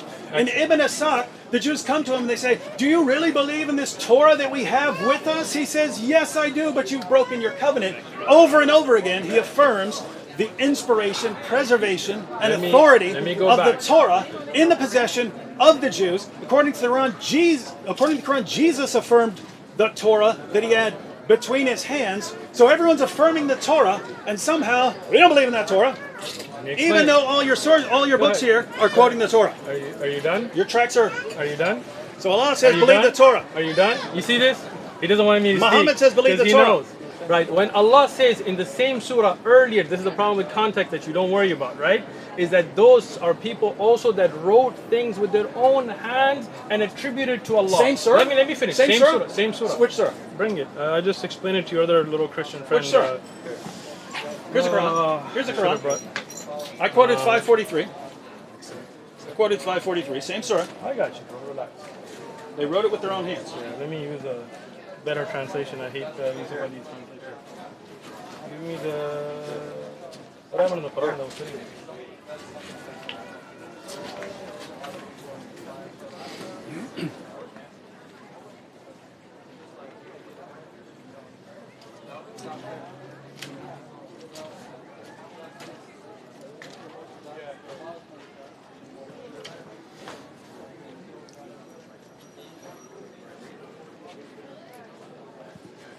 While he's looking that up, since it's going to take a second, and it's not going to find it at all. Hold on. You're looking for Surah 279, but that's a different chapter. So 543, Jews come to Muhammad to settle the dispute. Allah says, why are they coming to you when they have the Torah? So apparently the Torah is the judge that they're commanded to judge by. A few verses later, Christians are told to judge by the gospel. People of the gospel judge by what Allah has revealed therein. Next verse, Muslims are commanded to judge by the Quran. So you get this different perspective, that the different groups have their different revelations, and they have to judge by them because all those revelations are from God. But eventually some Muslims started looking into the Torah and the Gospel, realizing, wait a minute, all these scriptures that were affirmed as the Word of God by Allah and Muhammad, is the inspired, preserved, authoritative Word of God, still authoritative, they don't line up with the Quran at all. Therefore, they must have been corrupted. Oh, David Wood. What's that? Surah 5, verse 41. Today, this is the end of David Wood. O Messenger, let not those who hurry to fail and to disbelieve grieve you. Of such who say we believe with their mouths, but their hearts have no faith. And of the Jews are men who listen much eagerly to lies, and listen to those who have come before you. And they change the words from their places. You said same right. surah. No, you said right. Same surah. You said they right. Same You surah. said they wrote it. Yes, You didn't say they wrote it. changed the words of God from their places. Whoa. And That's they're not what given you to said. take this, but they have not become beware. Whoever Allah Not wants what to you put said. in fitna. This is the Not what you ayah said. in the same surah Okay. before. Hold on, Dave. This shows. Hold on. You got caught. I'm having Your trouble career taking you as ended not now. being deceptive right now. Your career You know ended that's now. not what it Let said. me just read. You know that's not Let what me it just said. read. You know it. Let me just read. 100% Let me you know just you're read. wrong. Let me read. Okay. Here, when we talk about those Jews that changed their scripture, Didn't say this. this change is the scripture. they took those words out of their place. While they're This speaking? is changing. While they're speaking? No. While they're speaking who or are in given, the text? Who are given, right? So listen to others who have not come. They have changed the words. Which words are these? They changed the words of what was revealed to them from their places. Hold on. And say that if you were given this, take it. But if you are not given this, beware. And whoever Allah wants to put into a fitna and error, you cannot do nothing against them. Those are the ones whose hearts have not been purified. Now this ayah that shows that they changed the words is before In the text? the ayah. In the text, it says they changed the words in the text. Because there are two ways to change the words, right? Hang on. Because look, we read Surah 3, verse 78. There is among them a section who distort the book with their tongues. Exactly. As they read, you would think it is a part of the book. Yes, exactly. They distort it with their tongues. Yes, that means it's corrupted? The text is corrupted? Yes, because... Whoa, he said yes. Are there Muslims who distort the Quran with their words? Are there Muslims who distort the Quran with their words? Let me finish what I'm saying. Let me finish, right? You've just proven the Quran is corrupt. No, I have not. Yes, you did. I have 100%. Hold on. When you see those that change the words, and Allah is warning you about them before those ayat, From their places. And from their How can places. they change them if they don't still have them? Hold on. They have, and they have changed them, right? So this is where you see that Allah subhanahu wa ta'ala warned about this before we go forward in the same. When I told you in the same surah, and I found it for you, now wait. If you look at the hadith, hold on. I'm not done. If you look at the hadith that you quoted from a Tirmidhi, without even knowing that it's from a Tirmidhi, where Rasulullah got off and put the Torah on the pillow, right? I quoted Abu Dawud. Miskeen is going to go home and find it that it's not in Abu Dawud, but it's okay. It is in Abu Dawud. Okay, we'll go. Abu Dawud surah. Abu Dawud surah. Wait. What surah? Sheikh Uthman is saying this is not in Sunan Abu Dawud, right? Let me explain the hadith to you if you don't mind, right? Okay. The hadith where Rasulullah put the Torah on the pillow. He said, I believe in the one who sent that, no doubt. But if you look at the context of the hadith, when Umar ibn Khattab found a piece of the Torah, Rasulullah told him that this is not going to be a means of guidance. Even if Musa came today, he would have to rule by the Quran. This is why you don't understand context of the ahadith and other ahadith. You take one out of context. No doubt the Torah, the Injil were revealed by Allah. And as I've continued to, no doubt aspects of that message. But Rasulullah was told in the Quran that these people have changed parts of the book. No. They have. No, they change it with their mouths. Yeah. When they speak, when they and in the Quran is also the other ayah that you know, that they write and say in their writing that which is not from Allah and attributed to Allah. And is that not true? And you're saying this would corrupt all of the books? This is going to corrupt those books that they had, no doubt. So in Mecca. Let me explain it, right? The Quran, the difference, the Quran, and why, alhamdulillah, Allah preserved it, is we have manuscripts, we have oral memorization, we have ijma', consensus of the Sahaba on the Quran, from Surah Al-Fatiha, Surah Al-Nas, right? Something you don't have in the Bible. Many Christians have different books that they would put in there or not, right? Again, you misunderstand the affirmation. Why would he say? Why would Allah say? It's 5:30. No, why would Allah say? Why do they need you? Just because you got nothing better to do doesn't mean that I don't have a family and I don't have a job and things. I'm just saying, why would Allah say? I've been here half an hour because this is not my job. You're just trying to make your money. I gotta go do other everything things. Must be some impure motive. 5 o'clock. Just while 5 o'clock. While you're done. While you're breaking down.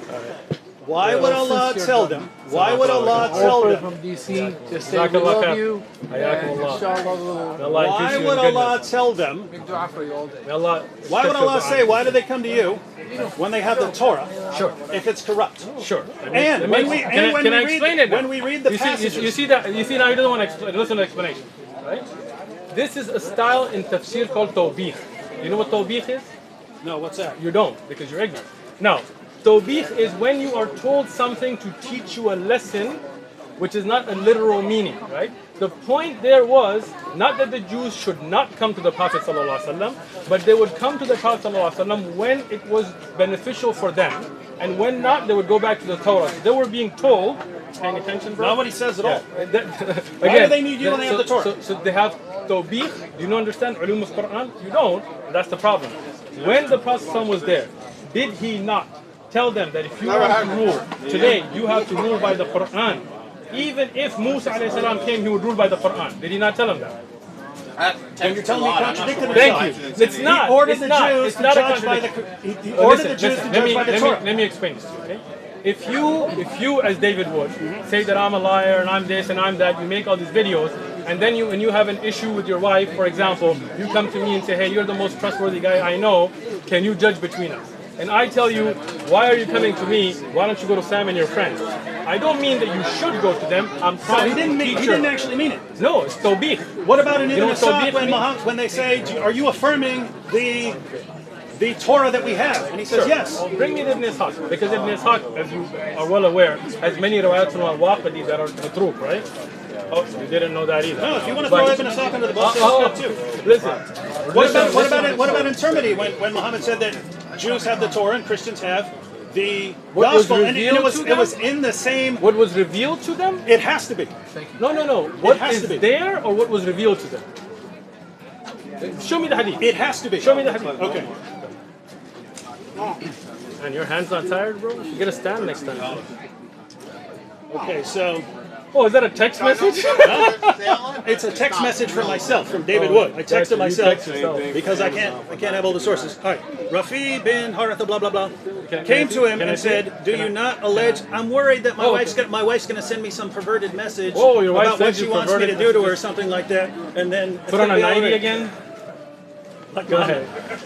He put a Said- show on, wasn't a 90. You're so Came to ignorant, him you and don't even know that. said, "Do you not allege that you follow the religion of Abraham and believe in the Torah, which we have, and testified that it is the truth from God?" He replied, "Certainly, but you have sinned and broken the covenant contained therein, Exactly. and concealed what you were ordered to make plain to men." Notice, Concealed from that's the exactly, book. Change the doesn't verses. say the Concealed. book. He doesn't. What do you broke conceal? you broke. Okay, What do you conceal let's then? Go, let's go to the He other just, one. okay, hold on. You want to run now. You see he wants to run. No. That Rasulullah ﷺ is telling them, you have concealed from this No. book. No. You're Wrong, caught. wrong. You are caught If from you your own actually little think that text means- message that you look, sent look. to yourself. Watch. Okay, go ahead.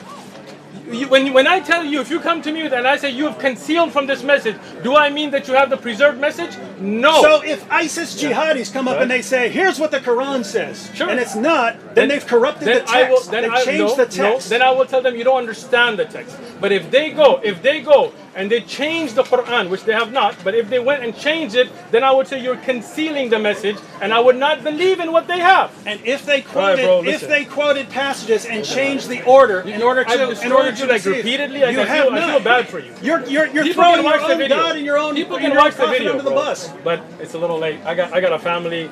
You got nothing to do in Keep San in mind. Diego. Keep in mind. apparently. So if I write, "This is the Quran," Right? I've corrupted the Quran, right? No. If someone said, Listen. your interpretation of 279 is they write the book and claim that it's from God. Listen. Is that the Torah has been corrupted? Listen. Let me explain it. And this is the last thing I'm going to explain. I'm done, right? And Okay. just to add to that, Oh, this just guy, okay. man. So I just read a couple words. "In gulps will he sip it," and I'm talking to, let's say I'm talking to an illiterate audience, and they don't know, they can't read it for themselves, and I say it says, "Will he sip it in gulps?" I changed the word order, right? I changed it. According Finish to what you, you're that's saying. what the Quran said. It's Finish if you what you're write something and you say it's a book, your book's been corrupted. Finish Or what you're if you saying. change some words, for their places, which I just did with the Quran, then the book has been corrupted. So can I according to the answer? criteria you gave for a corrupt book, the Quran is 100% corrupt. Wrong. Again. It is not wrong. Let me explain it. That's what you Let me said. explain it. Now listen. Open the ears, close the mouth. All right? So, when we look at the Quran, you writing on a piece of paper does not affect the Quran. That is David Wood's stupidity to think that's going to affect the Quran. A Jew writing you something- you see this? It You would see not- this? You see he's not letting me speak? Let your audience see A that he Jew won't let me right speak. now I could listened write to something him. that's not in the Torah. It would not change the listened Torah. to How's it him. going to change? There are Torahs around the world. How are you going to change it? listened It's to impossible. him. I listened to him, but he won't let me speak because he knows he's done. Let your audience see it. Let your people see it. Let your audience Come see on, it. you say you're in a rush. Get your point. Yeah, so you're bringing it up. Now let me finish. Get your point. When you write on a piece of paper, that doesn't affect the Quran because standing amongst us are those that have memorized the entire Quran. We have manuscripts, we have the original text. Your writings today can't affect the You have the Quran. original text? Alhamdulillah. Alhamdulillah. You have the original text? The Let me original. speak. Let me speak. We have texts that we can carbon date to the lifetime of the Prophet ﷺ, to the time of Uthman radiallahu anhu, Uthmani scripts. Alhamdulillah, we have it. And we have videos on it you can watch if you want to educate yourself. Now, what the difference is that if you are the people who preserve the Quran and you go in there and you write in ayat that are not from Allah, then the Quran would be corrupted. But alhamdulillah, that cannot happen. No, it wouldn't. As it That did happen, even that as wouldn't corrupt. it did happen Even that wouldn't corrupt in the the Quran. Torah and the Injil, that the people went and added and subtracted, and It that's doesn't why say they when did you at look all. at, Not when what you it look said. at, let me speak. Allah You is see under this? the bus. You see this? Allah You see says this? one thing, He Do you see completely this? changes it. Do you see this? It You says see it? changing You it see with their You tongues. see it? It And says their changing hand. it with their tongues. The He says yad. that means text. That's what Allah said. He's Yad. saying text. He doesn't with know their the word tongues. yad means. A Muslim changes What does it with yad his mean? tongue. Does that mean the text is What correct? does yad mean? Thank you. What? Yad means hand. With the pen. Where? Yad. In which Yeah, verse? That's what it means. In which verse? In In any context. In If they 541? use the word hit, it means with your hands. You're quoting 541 there? hold on, bro.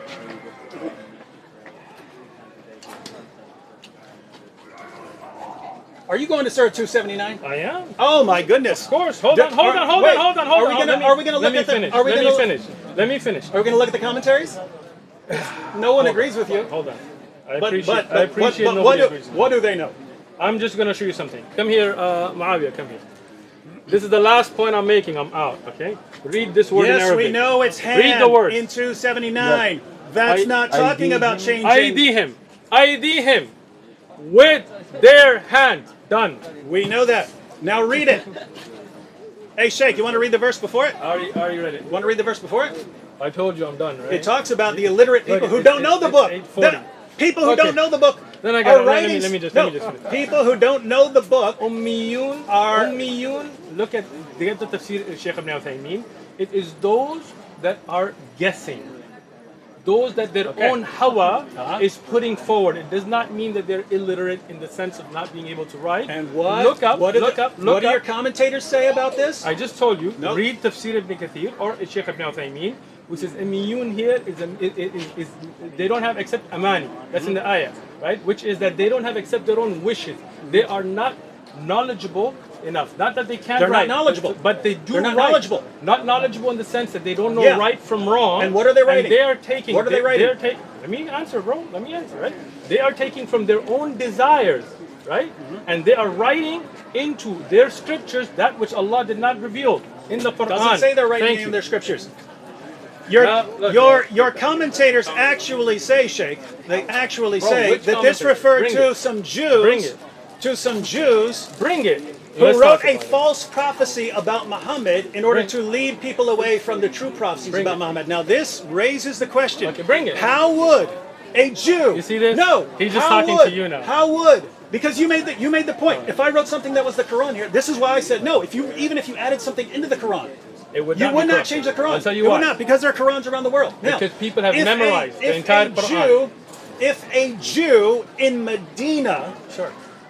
wrote something in there, that's not what it's saying. That's not what it's saying, right? These are talking about illiterate people who are trying to supposedly throw people off the trail of Muhammad. So illiterate people are writing. They write something and say, this So is you, the Torah. you think an illiterate person is just I'm writing talking away? about uneducated. You know what I mean. So no, hold on. So are you saying that this is just one person that just didn't know and wrote something? No, you could say they're all doing it. Okay, You could say they're all the doing Quran it. tells How, us- in the name of common sense, Okay. if a 7th century Jew Sure. or group of Jews Okay. in Medina, in order to throw people off the trail of Muhammad, Sure. if they sit down and say, you know what, we're going to go ahead and write a false description of Muhammad, how in the name of common sense does that change Torahs around the world? We have Torahs before that time still intact. They're called Sure. the Dead Sea Scrolls. Guess what? Christians had the Torah during that time. If Jews in Medina changed it, would that mean it changed in Christian copies of the Bible, which we still have? got you, I Your got you. I interpretation got makes you. zero sense. I get you. Let me explain. Can't possibly mean what you're saying. Let me explain it. Go ahead. Okay? Are there in the Dead Sea Scrolls that were discovered later, right, and other manuscripts of the Torah differences? If you're talking if you're talking about textual variants, not the sort that help you. Just as there are textual variants in manuscripts of the Quran. There are differences in manuscripts of the Quran. So the Quran's been corrupted. That's what the Quran means. The Quran's been corrupted. Let me explain it again. Textual variants all over the place. Now. Different kirat used around the world. Let me explain. This is the moron doesn't know what a qira'at is, right? Yeah. Let me explain it. Are there textual Now, differences? Let me explain it, bro. There are textual differences. Listen. Textual differences. It's been corrupted. So you can't listen. This is a problem with him. You can't listen, right? Now, when you look at the Torah, are there different verses? Are there different lines? And I have a whole book on the Dead Sea Scrolls and the Standard Torah and the differences between them. So it is not just that there are different recitations. Now, his father, for example, he recites in Shu'bah and Asim, and somebody else will recite in Hafs and Asim. Those are all in accordance to one Mus'haf, the Uthmani Mus'haf. You don't know that, right? Miskeen, right? But the Torah has actual, from the Dead Sea Scrolls and the other scriptures, actual verses, chapters that have differences, and there are entire books written on that. That means there were rabbis who wrote things in that are not in other scriptures of the Torah. From their hands, they added to it, and that's why there's discussions on what should. Even the Catholic Old Testament has different numbers of verses and books than the Christian one. In the Quran, find me one Muslim in the entire world that does not agree that the Quran begins with Al-Fatiha and with Surah An-Nas. Find me one. One. I didn't think so. Hang on. Go ahead, think. Ubay ibn Ka'b? You heard of Ubay him? ibn Ka'b radiallahu anhu did not believe that Surah Fatiha ends in Surah Nas? He didn't have 2 extra stories in his Quran? No! Ibn Masud didn't have 111 chapters in his Quran? No! Miskeen! Ubay ibn Ka'b didn't say Ubay ibn Ka'b didn't say that there are over 200 verses missing from Surah 33? Not at all. Let me explain this. Let me He didn't have extra words? He did not. Let me He did not explain have it. extra words. Can I explain it now? Well, yeah, but I mean, Okay, even but- Yusuf Ali's commentary admits it. Yusuf Ali was an Ismaili, as I told you. Yeah, and he's Yusuf not- Ali is just lying about what's in. Okay, let me What's explain in the it. Qira'at Get of the book. Ubay ibn Ka'b? Listen. Sir, if you want to learn. This is why you didn't come here to learn, because you're not trying to learn, you're just trying to argue. Yeah, you keep saying false stuff. Quit saying false things, and I won't have to respond. Al-Itqan of a Suyuti, and he has an entire chapter that discusses in these differences. What he explained about Ubay ibn Ka'b radiyallahu anhu are those ayat that were revealed and then put in different surahs. It's not that they were disappeared. Ibn Mas'ud, let me finish before you go to Yusuf Ali. And Yusuf Ali again was Ismaili, we don't accept his commentary. He even denied the Hurul Ain, so I mean we're not going to go there, right?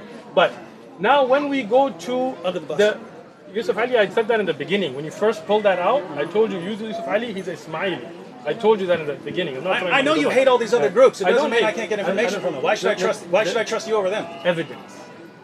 Okay? Now, a Suyuti, which is a standard for Itqan, he says about Ibn Mas'ud, it is not that he didn't have Qulawd al-Falaq, Qulawd al-Nas, but he took them as adhkar originally until he was reminded. And that's why when Zayd ibn Thabit, you know who Zayd ibn Thabit is? Yeah. You know who he is? About the Quran. When he compiled it, was there any khilaf or was there ijma'? Ijma'. Consensus of all of the Sahaba that this is the Quran as revealed from Al-Fatiha to Nas. Zayd ibn Thabit radiyallahu anhu in the time of Abu Bakr and again in the time of Uthman. This is the ignorance didn't he leave that he off a couple doesn't know. verses? He did not. He Zayd didn't- ibn Thabit left off the Quran. What's wrong with you? He didn't find. What is wrong with you? Zayd ibn Thabit didn't when he did the Uthmani recension. He didn't find a couple verses that were missing. No. No. Okay. Where did you get That's that from? interesting. Yourself? You didn't find the two verses from. Listen. Zayd from ibn Surah 9? Thabit radiyallahu anhu, when he compiled the Quran at the time of Abu Bakr radiyallahu anhu and re-standardized the prints he sent out, they were the same. This is why the Sahaba came to an ijma'. You know what the word ijma' means? Consensus. I mean, no Sahabi disagreed when this was sent out. Ibn Mas'ud radiyallahu anhu knew Qul a'udhu bi-falaq, Qul a'udhu bin-nas. He led them in salah with them. There are ahadith where Ibn Mas'ud recites them in salah. But what he was explaining was he took them to be adhkar originally until he was reminded. And that's why when Zayd ibn Thabit compiled the Quran, he didn't just do it from his own. He collected all of the Huffaz and all of the Sahaba until they came to a consensus. And that's why today, I ask you, David Wood, find me one Muslim that does not believe that the Surah Al-Fatiha to Surah Al-Nas is Quran. You're talking about after all the variants and so on are burned. Again, Uthman had to burn them all. Uthman did not burn variances. This is again your ignorance. So let me explain. No. The reason for compiling them and burning them was because there were differences in the recitation of the Quran.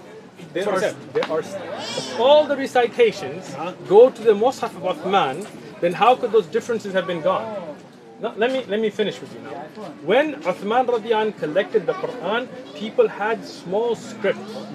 And what he wanted to do was to make sure that people don't start to take those scripts and misunderstand and join them in wrong places as a not in a book format. So he compiled it said And he told- differences in the recitation of the Quran. No, again, the differences of Qira'at continue on the Mus'haf Uthman. Even today, every Qira'at has, you know the three conditions of a Qira'at? It One does. second, just let me read this so I can put it down. So this is commentary on the verse, Surah 33, verse 6. The Prophet is closer to the believers than their own selves, and his wives are their mothers. He says, in spiritual relationships, the Prophet is entailed to more respect and consideration than blood relations. In some qira'as, like that of Ubay ibn Ka'b, occur also the words, and he is a father of them, which imply his spiritual relationship and connection with the words, and his wives are their mothers. So in his Okay, qira'ah, so he in says, his qira'ah, no, he wait, had hold extra on, words. hold on. Now, this is your ignorance again. Bring me the ayah. David Wood's going to get done another time now. Yeah, I know, because you're Ubay, ignorant. because Ubay ibn Ka'b screwed up. Because you didn't understand the hadith. That's the problem. Okay. There you go, right there. That's the note. That's the Excellent. verse. So the note is For some strange reason, 7-4. for some strange reason, Ubay ibn Ka'b had extra words in his. He did not have extra words. Hold on, I'm showing you. I'm showing you, right? وكان الله بما يعملون بصير. والنبي صلى الله عليه وسلم ولي للمؤمنين من أنفسهم وأزواجهم وأمهاتهم. Here, in this recitation of Ubay ibn Ka'b, which again this is one of the shadh recitations, meaning this is not established from the mutawatir ahadith, which you don't know anything about, but what can I do? Here, the word is pronounced differently. It's not an additional word, which changes its meaning from their own wives, from their own selves and wives, to rather their own fathers. But this is first off, this recitation. It says, and he is a father to them. Right. Again, so like here, how he is closer to them. In the recitation, the word changes the meaning of it. Not that there is an additional word, right? Like the word. He said, occur also the words. Let me explain it to you again, and you like get it on, and you can read it. But the thing is, you don't really want to learn. The word walid and walida, for example, right? And for just the change in recitation changes the meaning.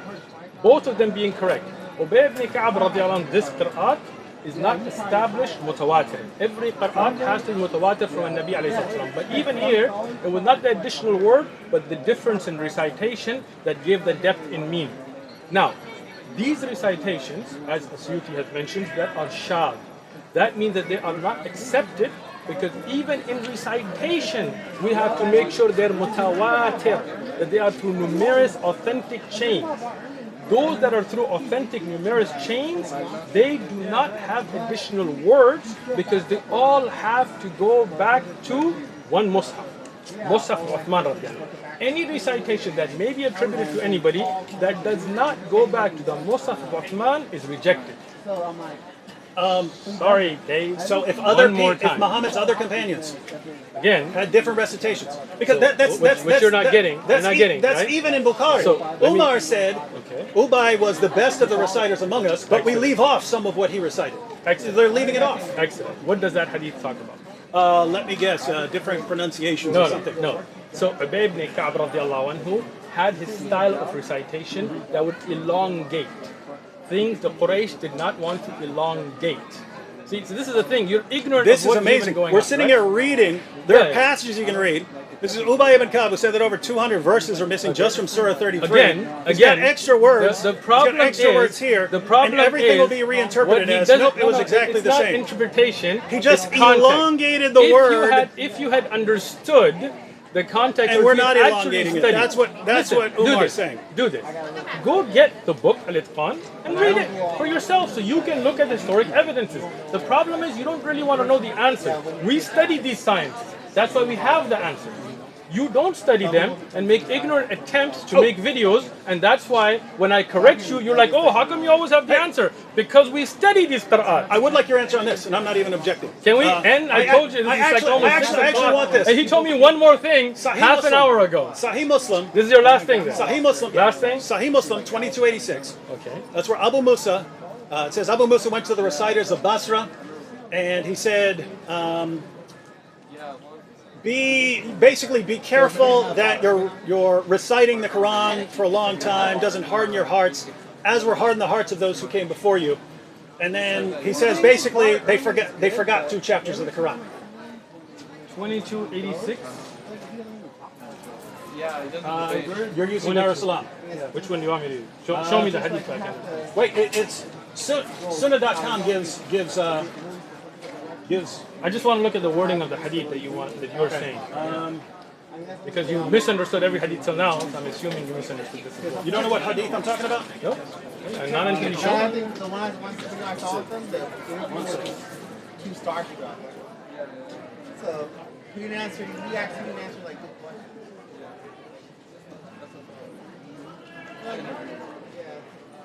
All this way from New York just to get destroyed again. Miskeen. Ring it. Oh, can't find it. No. You were throwing the number This has out a like different. you This wouldn't has a believe, different numbering system. right? Then which one were you looking at? Yeah, that's what I was saying. Ah.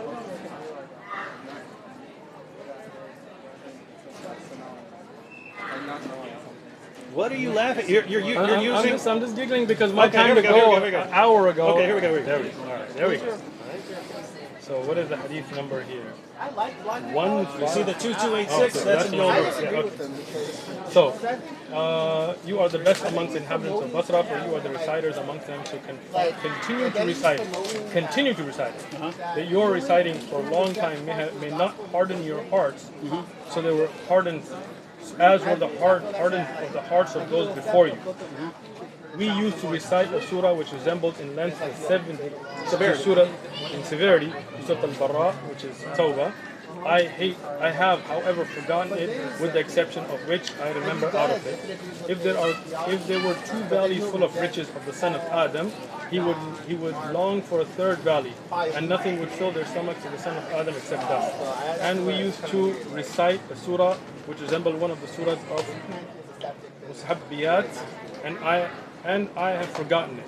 But remember this much of it. What's your point? This is Abu Musa. Abu Musa al-Ash'ari. He goes to the reciters. He goes to the reciters of Basra. Okay. Right? And he says, hey, just be careful that you reciting the Quran for a long time doesn't harden your heart. Like you get bored with it or something, you get sick of it or something, right? No. You don't understand. This is the thing, you're ignorant, right? Reading words off a page. No, and not understanding them apparently. Okay? So you're reciting for a long time. May not harden your heart. As were hardens of those before you. So he's telling them, continue to recite, obviously, so that your reciting does not harden your heart. Right. And he says, as were hardened the hearts of those before you. Right? By not reciting. The earlier generation. Exactly. Right? By not reciting. Right. Hold on. Then he quotes. Let me explain. And then he says, there was a chapter of the Quran in length and severity, like Surah At-Tawbah. So there's a chapter as long as and hard as Surah At-Tawbah. Okay. Right? But I have forgotten it. Sure. Right? But he gives a verse out of it. If there were 2 valleys for the son of 2 valleys of riches for the son of Adam, they would want a 3rd. Miskeen. And so he's telling Let me explain it to you. This is Abu Musa saying they forgot 2 chapters. This is your ignorance again, right? What chapter is that? Let me explain it to you what chapter. That is not a chapter at all. That's actually a hadith. That's a hadith. That's a hadith. So let me explain this to you. So he didn't know. You waiting? You ready? You okay? Take a breath. Take a breath, bro.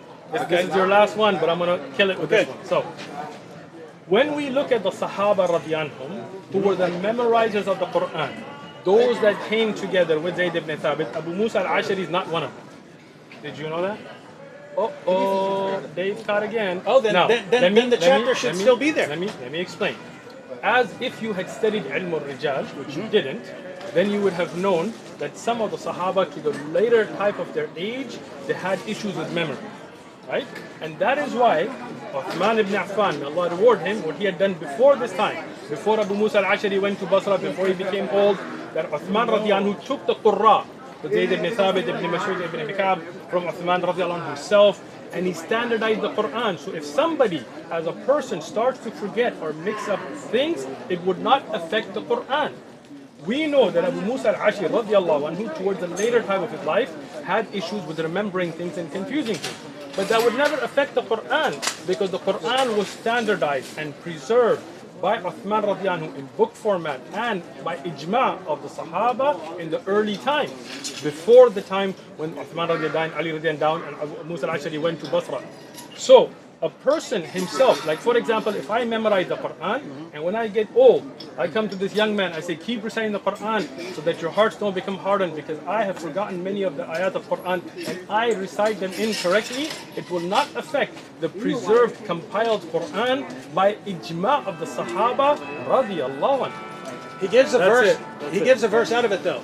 He does not. This is a hadith. That's the whole That's a point. hadith. Imam al-Nawawi, in his Sharh of Sahih Muslim, he explained that this is actually a hadith, and Abu Musa al-Ashari, because of his old age, was confused. But the Quran, alhamdulillah, was preserved before that time by the consensus of the Sahaba. There are Sahaba who memorized the Quran and forgot parts of it. Like today, there are those who memorize the Quran. But it never affected the preservation of the Quran, because the Qurra, and he is not from them, the Qurra were the precise memorizers who wrote down the entire Quran during the lifetime of the Prophet ﷺ.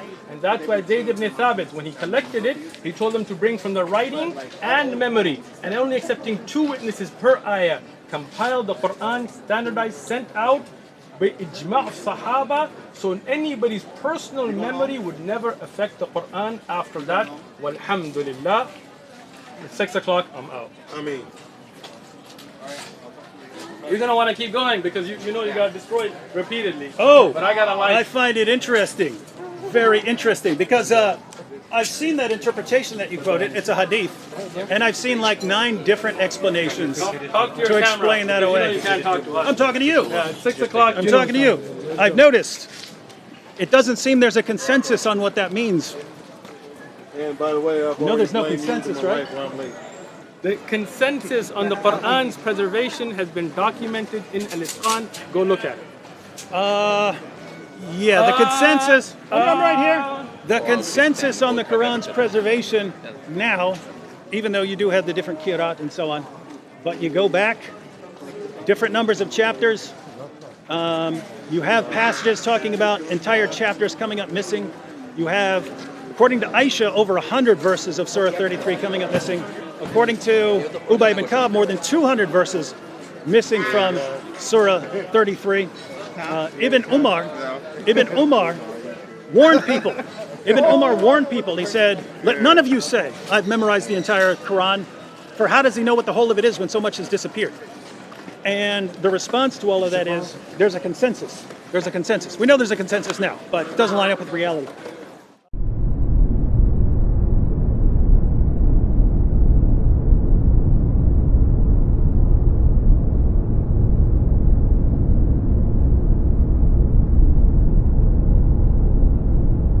Israelites will return to take down Islam.